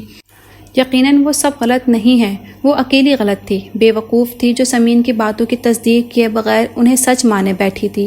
حالانکہ حقیقت تو یہ تھی کہ ان 8 ماہ میں مناہل نے اس میں ایک برائی بھی نہیں دیکھی تھی، اور یہی بات تھی جو اسے چڑھاتی تھی۔ وہ یہ خیال کرتی تھی کہ داؤد سلمان اپنے کام میں اتنا ماہر ہو چکا ہے کہ اپنے پیچھے کوئی ثبوت نہیں چھوڑتا، اور آج اسے سمجھ آئی کہ وہ کوئی برائی کرتا تو اسے ثبوت ملتا۔ سمین کی کہی ہوئی ایک بات بھی اس نے داؤد سلمان میں نہیں پائی تھی۔ اس کے باوجود وہ سمین کے جھوٹوں پر ہی ثابت قدمی سے ڈٹی ہوئی تھی۔ سمین نے کہا تھا وہ ڈرنک ایسے کرتا ہے جیسے کوئی پانی پیتا ہے، تو کیا گزشتہ 8 ماہ سے مناہل نے اسے ایک مرتبہ بھی ڈرنک کرتے دیکھا تھا؟ کبھی اس کے بیڈ روم میں سے وسکی کی بوتلیں برآمد نہیں ہوئی تھیں، کبھی وہ مدہوش حالت میں گھر میں داخل نہیں ہوا تھا۔ سمین نے کہا تھا ممنوعہ جگہ پر جانا اس کا دل پسند مشغلہ ہے، تو کیا کبھی اس نے ایسی جگہوں پر جاتے دیکھا یا اسے کبھی اس بارے میں علم ہوا تھا؟ سمین کے اقوال کی روشنی میں اگر عورت اس کی کمزوری تھی تو پھر وہ ان 8 مہینوں میں اس سے کیسے محفوظ رہ گئی؟ حالانکہ وہ اس پر شرعی اور قانونی حق رکھتا تھا۔ اگر وہ اپنی بیوی کا اتنا خیال رکھتا تھا تو اگر ان سب کا جواب نہیں میں تھا تو پھر وہ اپنے محدود اور عقل اور سوچ پر جتنا ماتم کرتی اتنا ہی کم تھا۔ وہ ایک تصور کے پیچھے بھاگ رہی تھی اور حقیقت کو جھٹلاتی رہی۔ آج اس نے خود ہی اپنے آپ کو عدالت کے کٹہرے میں کھڑا کیا تھا، اور ہر جرم وہ جو اس کے بارے میں سوچتی تھی، تو کیا پھر بھی اس کا رویہ مناہل کے ساتھ ویسا ہی ہوتا جیسا کہ اب ہے؟ یقیناً نہیں۔ اسے سوچ کر جھرجھری آنے لگی، ہر طرف اپنا ہی قصور نظر آ رہا تھا۔ داؤد سلمان نے لاکھ اس سے کہا تھا کہ اس کے ساتھ جو بھی مسئلہ ہے وہ بلا جھجک کہہ سکتی ہے۔ کاش کہ وہ اس وقت یہی کہہ دیتی، لیکن دل میں یہ بغض نہ رکھتی تو شاید وہ صورتحال کو اس سے پہلے جان لیتی اور آج حالات ایسے نہ ہوتے۔ سرتاج بیگم تو جانے کب کی اٹھ کر جا چکی تھی، جبکہ وہ وہیں بیٹھی تھی۔ اسے سمجھ نہیں آ رہی تھی آگے کیا کرے، داؤد سلمان کو کس طرح بتائے کہ وہ اس سے شرمندہ ہے، اور کیا پتہ وہ طیش میں ہی آ جائے۔ اس نے ابھی تک صرف اس کا نرم رویہ دیکھا تھا، شفیق، مہربان۔ وہ اس کے سخت اور تند خو لہجے میں متحمل نہیں ہو سکتی تھی۔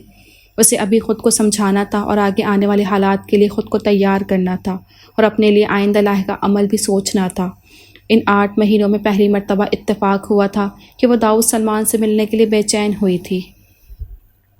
ناشتے کے ٹیبل پر بیٹھتے ہوئے اس نے شریف سے کہا تھا کہ مناہل کو بلا لائے۔ مناہل کو کل رات ہی وہ گاؤں سے لے آیا تھا۔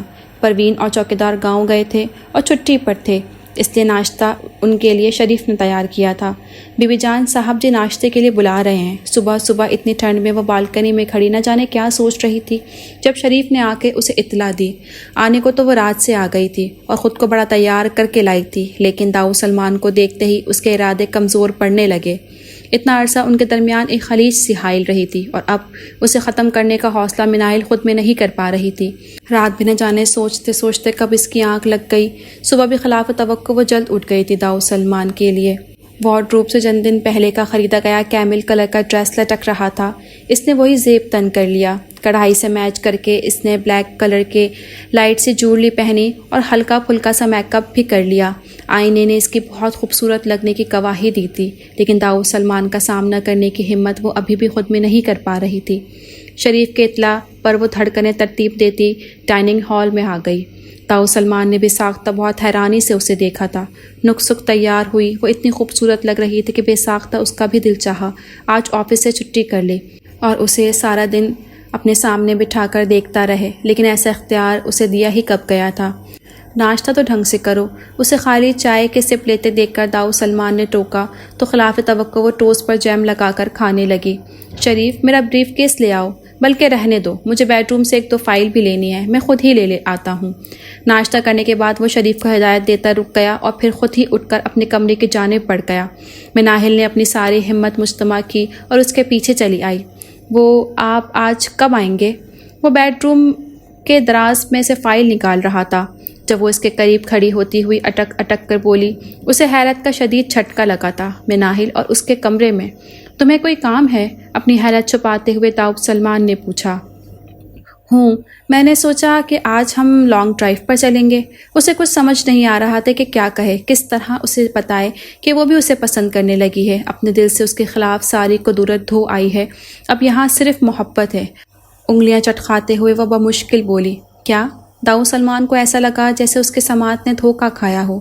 تمہارا مطلب ہے کہ تم میرے ساتھ لانگ ڈرائیو پر جاؤ گی؟ اس نے اپنی خوش قسمتی کو کنفرم کروانا چاہا۔ کیوں، آپ لے کر نہیں جائیں گے؟ پلکیں اٹھا کر معصومیت سے دریافت کیا گیا تھا۔ کیوں نہیں مائی وائف، تم کہو تو ابھی چلیں۔ داؤد سلمان نے ہاتھ پکڑ کر اسے مزید قریب کیا اور خوشی سے سرشار لہجے میں بولا، نہیں، ابھی آپ آفس جائیں۔ اس کے قربت سے وہ پوری طرح بوکھلائی تھی۔ اوہو، آفس تو اب ہم بالکل نہیں جا رہے۔ اس کا یہ روپ تو وہ پہلی مرتبہ دیکھ رہا تھا۔ کیا تم نے مجھے معاف کر دیا مناہل؟ یہ بات بعد میں ہوگی، مگر پہلے آپ آفس جائیں۔ آپ رات کو حویلی اس لیے نہیں رکے تھے کہ آفس میں ضروری میٹنگ ہے، اس لیے اسے مس نہ کریں اور آفس جائیں، باقی حساب کتاب واپسی پر ہو سکتے ہیں۔ وہ خالصاً بیویوں کے سے انداز میں گویا ہوئی تو وہ قربان ہو گیا۔ اس طرح کہو گی تو کون کافر جائے گا؟ وہ شرارت سے بھرپور لہجے میں بولا۔ آپ کا ٹائم ویسٹ ہو رہا ہے۔ اس نے وال کلاک کی طرف اشارہ کرتے ہوئے اس کی توجہ وقت پر مبذول کروائی تھی۔ ٹائم تو تم ویسٹ کر رہی ہو۔ اس کا معنی خیز لہجہ اسے بلش کر گیا۔ میں نہیں بول رہی آپ سے۔ اس سے پیچھے ہٹتے ہوئے وہ ناراض انداز میں گویا ہوئی۔ اوکے تم ناراض مت ہو، میں آفس جا رہا ہوں۔ اس نے جلدی ہی مصالحت اختیار کر لی اور اپنی فائلز اور بریف کیس اٹھا کر جانے لگا۔ مناہل اسے گاڑی تک چھوڑنے آئی تھی۔ لائن میں سے گزرتے ہوئے اس نے سرخ گلاب کی کلی توڑ کر داؤ سلمان کی طرف بڑھا دی۔ اس نے کلی ہاتھ سمیت پکڑ لی۔ میں کہیں یہ خواب تو نہیں دیکھ رہا؟ ایسا نہ ہو آنکھ کھلے اور سب کچھ ختم ہو جائے اور میں ہاتھ ملتا ہی رہ جاؤں۔ داؤ سلمان ابھی بھی بے یقین تھا کہ مناہل کا رویہ اس سے تبدیل ہو چکا ہے۔ مناہل جواب میں کچھ کہنا تو بہت چاہ رہی تھی، لیکن ابھی زبان اس کا ساتھ نہیں دے رہی تھی۔ وہ جو کچھ کہنا چاہتی تھی وہ کہہ نہیں پا رہی تھی، اس لیے تو وہ چاہ رہی تھی کہ تھوڑا سا وقت مزید مل جائے جو وہ اس لمبے چوڑے شخص سے باضابطہ معافی مانگ سکے، اپنے گناہوں کا اعتراف کر سکے۔ ابھی تو وہ اس کی قربت پہ اتنا بوکھلا جاتی تھی، اگلا جملہ ہی ذہن سے محو ہو جاتا تھا۔ سنو، میں آفس جا رہا ہوں لیکن صرف میٹنگ میں شرکت کے لیے، اور ٹھیک 11 بجے میں واپس ادھر موجود ہوں گا تمہارے پاس۔ اس کے چہرے پہ آئی لٹ کو اس کے کان کے پیچھے ارستے ہوئے وہ ٹھونس بھرے لہجے میں بولا۔ لنچ کے بعد دوبارہ آفس جائیں گے؟ لبوں کے گوشوں سے پھوٹتی مسکراہٹ کو بمشکل دباتے ہوئے وہ صاف چڑھانے والے انداز سے پوچھ رہی تھی۔ وہ آفس ہے، میری بیوی نہیں جو بھاگ بھاگ کے ادھر جاؤں، وہ بھننا کے بولا تو مناہل اس کے انداز پر زور سے ہنسی۔ ٹھیک ہے جائیں، اب میں پورے 11 بجے آپ کا انتظار کروں گی۔ انتظار تو مجھے کرنا پڑے گا وقت کے گزرنے کا۔ اللہ حافظ۔ اسے پھر پٹری سے اترتا دیکھ کر مناہل نے فوراً کہا، گن گن کے بدلے لوں گا، تم سے یاد کرو گی۔ وہ اسے سخت دھمکاتی نظروں سے دیکھتے ہوئے گاڑی میں بیٹھ گیا تو مناہل اسے ہاتھ ہلا کر اندر کی طرف بڑھ گئی۔ شریف، تم ناشتہ کر لو، میں برتن دھو لیتی ہوں۔ وہ کچن میں آئی تو شریف کو برتن دھوتے دیکھ کر کہا۔ اس نے لاکھ انکار کیا، لیکن مناہل نے اسے ہٹا کر ہی دم لیا۔ برتن دھو کر سائڈ کرنے کے بعد اس نے فریج کا جائزہ لیا۔ وہ جب سے یہاں آئی تھی آج پہلی مرتبہ گھر کے کسی کام میں حصہ لیا تھا۔ آج دوپہر کے لیے کیا پکایا جائے شریف؟ فریزر کا ڈور بند کر کے اس نے شریف سے رائے لینا چاہی۔ جو دل چاہے جی، جو شوق سے آپ کھاتی ہوں وہ بنا لیں، شریف نے بڑا سیدھا سا جواب دیا۔ وہ چاہ رہی تھی کہ داؤد سلمان کے آنے سے پہلے لنچ تیار کر لے اور زبردست قسم کے ڈشز بنائے، لیکن کافی سامان غائب تھا کچن میں سے۔ پتہ نہیں واقعی غائب تھا یا پروین جاتے ہوئے وقت اپنے ساتھ لے گئی تھی۔ مناہل نے اکثر اوقات سے کچن میں سے کھانے پینے کی اشیاء لے جاتے دیکھا تھا، لیکن اس نے کبھی نوٹس نہیں لیا تھا۔ جو جیسا تھا ویسے ہی رہنے دیتی تھی۔ شریف، مارکیٹ یہاں سے کتنی دور ہے؟ کچن کا آدھے سے زیادہ سامان ختم ہوا ہے اور پھر لنچ بھی بنانا ہے، تو میرا خیال ہے پہلے مارکیٹ سے ضروری سودا صرف خرید لاتے ہیں۔ پروین لے گئی ہوگی جی، ایسی لالچی طبیعت اسی کی ہے۔ ویسے مارکیٹ یہاں سے زیادہ دور نہیں، پیدل جایا جا سکتا ہے۔ وہ جو پروین کے ذکر پر شریف کو ٹوکنے جا رہی تھی، فون کی گھنٹی کی طرف متوجہ ہو گئی جو مسلسل بج رہی تھی۔ اس نے لاؤنج میں آ کر فون ریسیو کیا۔ دوسری طرف داؤد تھا۔ آئی مس یو، وہ چھوٹتے ہی بولا تھا۔ مناہل مسکرا دی۔ پاگل ہو گئے ہیں؟ وہ جیسے اس کی کیفیت سے خط اٹھا رہی تھی۔ اس نے بلا جھجک اعتراف کیا۔ آپ کا ڈیلیگیشن نہیں آیا ابھی تک؟ جو فارغ بیٹھے ہوئے ہیں، بس آنے ہی والا ہے۔ میں شریف کے ساتھ ذرا قریب مارکیٹ تک جا رہی ہوں۔ اس نے یاد آنے پر بتایا۔ پیدل جاؤ گی؟ کتنی دفعہ کہا تھا تم سے ڈرائیونگ سیکھ لو، میں ڈرائیور کو بھیج دیتا ہوں، بلکہ میں خود بھی بہت اچھا ڈرائیور ہوں۔ آخر میں وہ شوق ہوا۔ ڈرائیور کی ضرورت نہیں ہے، میں نے یہیں جانا ہے اور زیادہ شاپنگ نہیں کرنی، بس کچن کا ضروری سودا سلف ختم ہوا ہے، وہی لینا ہے۔ وہ اس کا مطلب سمجھ کر مسکرا دی۔ تو پھر شریف کو ہی بھیج دو، میں آج پہلی مرتبہ کوکنگ کرنے لگی ہوں۔ اتنے عرصے بعد لسٹ بناؤں گی تو آدھی چیزیں پھر رہ جائیں گی۔ آپ پریشان نہ ہوں، ہم تھوڑی دیر تک واپس آ جائیں گے، اور آپ فون بند کریں، مجھے اور بھی بہت کام ہے۔ اسے خدا حافظ کہنے کے بعد وہ کمرے میں آئی، ہینڈ بیگ چیک کرتے ہوئے واپس کچن میں آئی جہاں شریف کھڑا تھا۔ آ جاؤ شریف، وہ اسے ہدایت دیتی باہر نکلی تو شریف بھی اس کے پیچھے چل پڑا۔ شریف تم نے شادی کیوں نہیں کی ابھی تک؟ مچھلی مسالہ ٹوکری میں رکھتے ہوئے اس نے یوں ہی شریف سے پوچھ لیا۔ ابھی میری عمر ہی کیا ہے جی؟ شریف شادی کے تذکرے سے بری طرح شرما گیا۔ ماشاء اللہ، دودھ کے دانت ٹوٹ گئے تمہارے یا نہیں؟ اس کے جواب کا لطف اٹھاتے ہوئے اس نے مسکرا کر پوچھا۔ اب میں اتنا بھی کاکا نہیں ہوں جی، وہ سینہ پھلا کر قدر فخر سے بولا۔ تم واقعی کاکا نہیں پٹاخہ ہو۔ کاؤنٹر پہ پہنچ کے اس نے پیمنٹ کی۔ وہ اس اسٹور سے باہر نکل رہی تھی جب اس کا اپنا ہی پاؤں کسی چیز سے اٹک کر زور سے مڑا۔ شاپنگ بیگ اس کے ہاتھ سے چھوٹا اور وہ سی کرتے ہوئے نیچے بیٹھتی چلی گئی۔ عین اسی وقت اسے فائر کی آواز سنائی دی۔ کوئی گولی زن سے اس کے سر کے اوپر سے گزری تھی۔ شریف نے زور سے چیخ ماری اور اس کا بازو پکڑ کر زور سے دائیں طرف گھسیٹا تھا۔ اسی وقت ایک اور گولی چلی۔ اس کے حواس پوری طرح معطل ہوئے تھے۔ شریف کی حالت بھی کچھ ایسی ہی تھی۔ فائرنگ کی آواز سن کے ارد گرد لوگ کافی جمع ہو گئے تھے۔ ان کے گرد جمکٹا بن گیا تھا۔ شاپنگ بیگ ادھر ادھر بکھر گئے تھے۔ میڈم پر کسی نے قاتلانہ حملہ کیا ہے؟ ان کی کسی سے دشمنی ہے؟ کہیں کسی لڑکے وڑکے کا چکر تو نہیں؟ مختلف قسم کی آوازیں ابھری تھیں۔ مناہل کا دماغ سائیں سائیں کر رہا تھا۔ آخری بات جو اس کے کانوں میں پڑی، کوئی پولیس کو بلانے کا کہہ رہا تھا۔ اس کے بعد اسے کچھ ہوش نہیں رہا۔ سر، آپ کے کسی ملازم شریف کا فون ہے، کسی ایمرجنسی کا ذکر کر رہا ہے۔ انٹرکام کی دوسری طرف اس کی سیکریٹری کی آواز تھی۔ داؤد سلمان کی چھٹی حص نے خطرے کا اعلان کیا تھا۔ کرواؤ بات، اس نے دھڑکتے دل سے کہا۔ ہیلو صاحب جی، میں شریف، وہ بیگم صاحبہ یہاں ہسپتال میں ہیں، آپ فوراً آ جائیں۔ شریف کی گھبرائی ہوئی آواز، پھر ریسیور گرا۔ شریف سے ہاسپٹل کا نام پوچھ کر اس نے ریسیور نیچے پھینکا، کی رنگ اٹھائی اور سب سے معذرت کرتا تیز رفتار سے باہر نکل گیا۔ میں نے انہیں دیکھا نہیں، وہ کون لوگ تھے؟ انہوں نے بیگم صاحبہ پر 2 مرتبہ گولیاں چلائیں، لیکن اللہ نے دونوں مرتبہ ہی بچا لیا۔ اس کے بعد بیگم صاحبہ بے ہوش ہو گئیں۔ کافی لوگ اکٹھے ہو گئے تھے۔ میں انہیں اس ہسپتال لانے کے بعد فوراً آپ کو فون کر دیا۔ شریف اسے تفصیل بتا رہا تھا جبکہ اس کا دماغ معاف ہو رہا تھا۔ مناہل پر قاتلانہ حملہ، وہ کون ہو سکتا ہے؟ اسی وقت اسے ڈاکٹر عبدالقیوم روم سے نکلتے نظر آئے تو وہ لپک کے ان کے پاس بڑھ گیا۔ ڈاکٹر صاحب، میری مسز، اس نے بے چین لہجے میں پوچھا۔ ڈونٹ وری ینگ مین، انتہائی خوف اور دہشت کی وجہ سے بے ہوش ہو گئی ہیں۔ میں نے میڈیسن لکھ دی ہے، پریشانی والی بات نہیں، وہ جلد ہوش میں آ جائیں گی انشاءاللہ۔ وہ اس کا کندھا تھپتھپا کر آگے بڑھ گئے تو وہ بے قراری سے روم کی طرف بڑھ گیا۔ نرس اس کے بازو میں انجیکشن لگا رہی تھی۔ مناہل کے ماتھے، بازو اور دونوں پاؤں پر چوٹوں کے نشان تھے۔ دوائیوں کے زیر اثر وہ سو رہی تھی۔ داؤد سلمان نے نرمی سے اس کے چہرے کو چھوا۔ ابھی تو میں نے مناہل کی آنکھوں میں اپنے لیے محبت دیکھی تھی، ابھی تو اس کی زبان نے محبت کے الفاظ بولنا سیکھے تھے، ابھی تو اس نے مجھ سے شرمانا سیکھا تھا، ابھی تو اس نے مجھے اپنا تسلیم کیا تھا۔ وہ نم نگاہوں سے اسے دیکھ رہا تھا۔ میں نے کہا بھی تھا مت جانے دو مجھے آفس، تم نے زبردستی بھیجا تھا مجھے مناہل، اب کیوں خود کو مجھ سے دور کر رہی ہو؟ اس لیے بھیجا تھا مجھے، میں تمہاری ایک لمحے کی جدائی بھی برداشت نہیں کر سکتا، جانتی ہو نا۔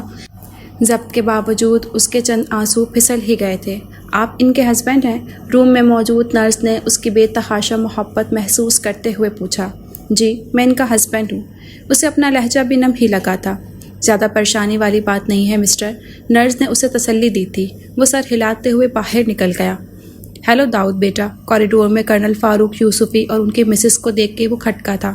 مناہل کیسی ہے؟ ہیلو۔ ان کے سوال پر داؤد نے بے حد چونک کر انہیں دیکھا۔ آپ کو کس نے بتایا؟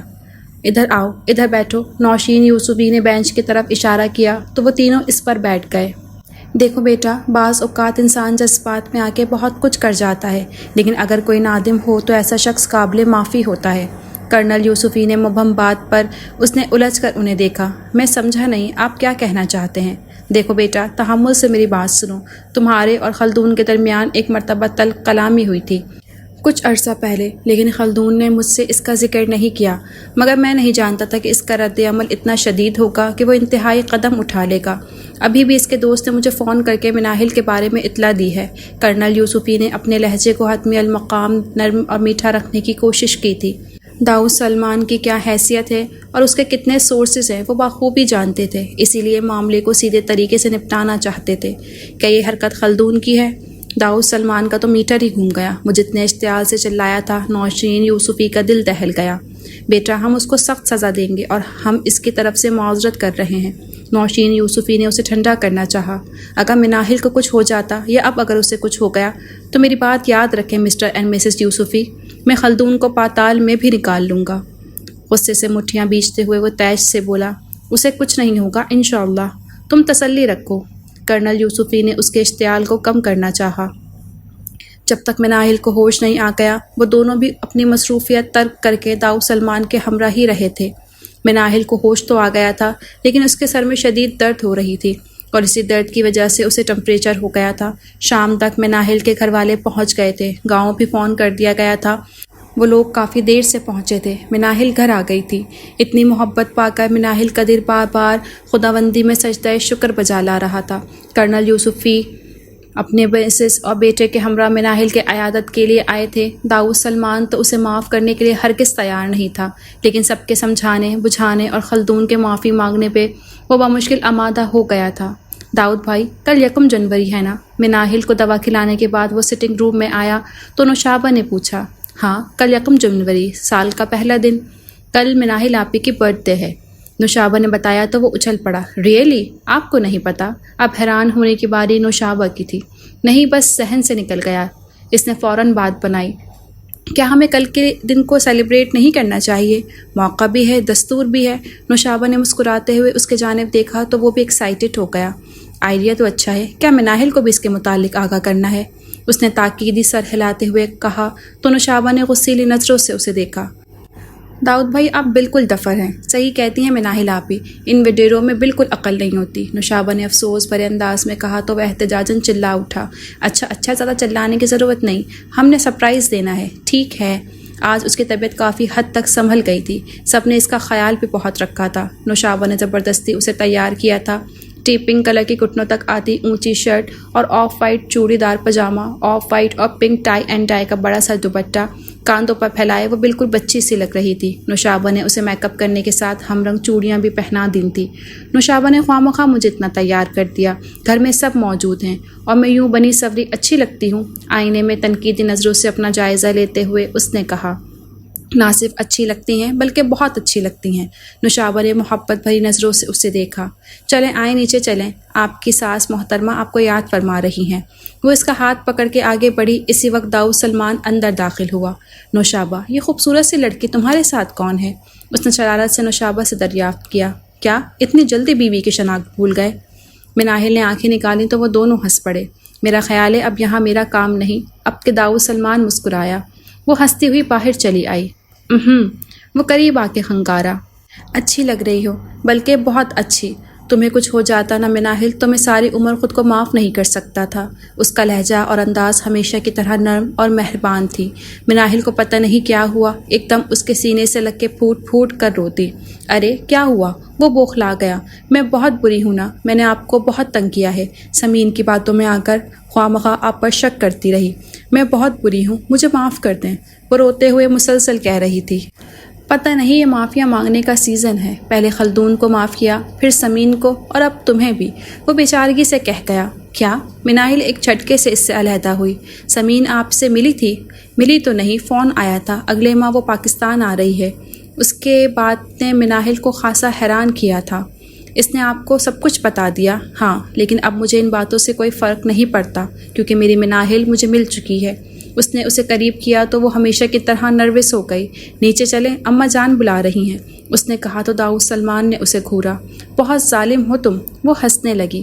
داؤد سلمان اس کا ہاتھ تھام کے نیچے لایا تو نوشابہ، سومی اور رحیل نے اس پر پھولوں کی پتیاں نچھاور کی۔ Happy birthday to you, happy birthday to you. پورا لان ان کی آواز سے گونج اٹھا۔ خوشی کی شدت اتنی تھی کہ اس کی پلکیں بھیگ گئیں۔ سب نے باری باری اسے گلے لگایا۔ چلو اب کیک کاٹو۔ بھابھی نے نائف اس کے ہاتھ میں تھمایا۔ تالیوں کے شور میں اس نے کیک کاٹا۔ کیک کا پیس ہاتھ میں پکڑ کر اس نے دائیں بائیں دیکھا۔ سب نے منہ کھولے ہوئے تھے، یہ پیس ان کے منہ میں جائے۔ مناہل نے ایک نظر ہاتھ میں پکڑے پیس کی طرف دیکھا اور پھر اپنے ہی منہ میں ڈال لیا۔ یہ فاؤل ہے، وہ سب چلا اٹھے۔ مناہل ہنستی چلی گئی۔ اب ہم نے گفٹ بھی نہیں دینے، سومی نے انگوٹھا دکھایا۔ ارے ناراض مت ہو، میں سب کو کھلاتی ہوں، گفٹ جو لینے ہیں۔ رحیل نے ترنت جواب پر محفل زعفران ہو گئی۔ پھر اس نے کیک کاٹ کے سب کو اپنے ہاتھ سے کھلایا۔ اللہ تمہیں سدا آباد رکھے، اماں جان نے اس کا ماتھا چوم کے دعا دی۔ اماں جان، وہ والی دعا نہیں دینی، رحیل نے کہا تو سب اس کی طرف متوجہ ہو گئے۔ کون سی؟ زرتاج بیگم نے تعجب سے دیکھا تھا۔ پوتوں والی۔ وہ سر کھجاتے ہوئے بولا تو بے ساختہ سب کے کہہ کے آزاد ہو گئے۔ مناہل بری طرح جھیپی۔ زرتاج بیگم نے دعا دی تو سب ہم آواز بولے آمین، اور سب سے بلند آواز داؤد سلمان کی ہی تھی۔ وہ فقط اسے گھور کر رہ گئی۔ اب جلدی سے میرے گفٹ نکالیں۔ مناہل موضوع بدلنے کے خاطر بولی۔ میرا گفٹ پرسنل ہے، اندر اپنے روم میں جا کر دوں گا۔ اس کے پہلو میں کھڑے داؤد سلمان نے اس کے کان میں سرگوشی کی تو وہ سرخ پڑ گئی۔ یہ کیا راز و نیاز ہو رہے ہیں؟ نوشابہ نے مشکوک نظروں سے انہیں دیکھا۔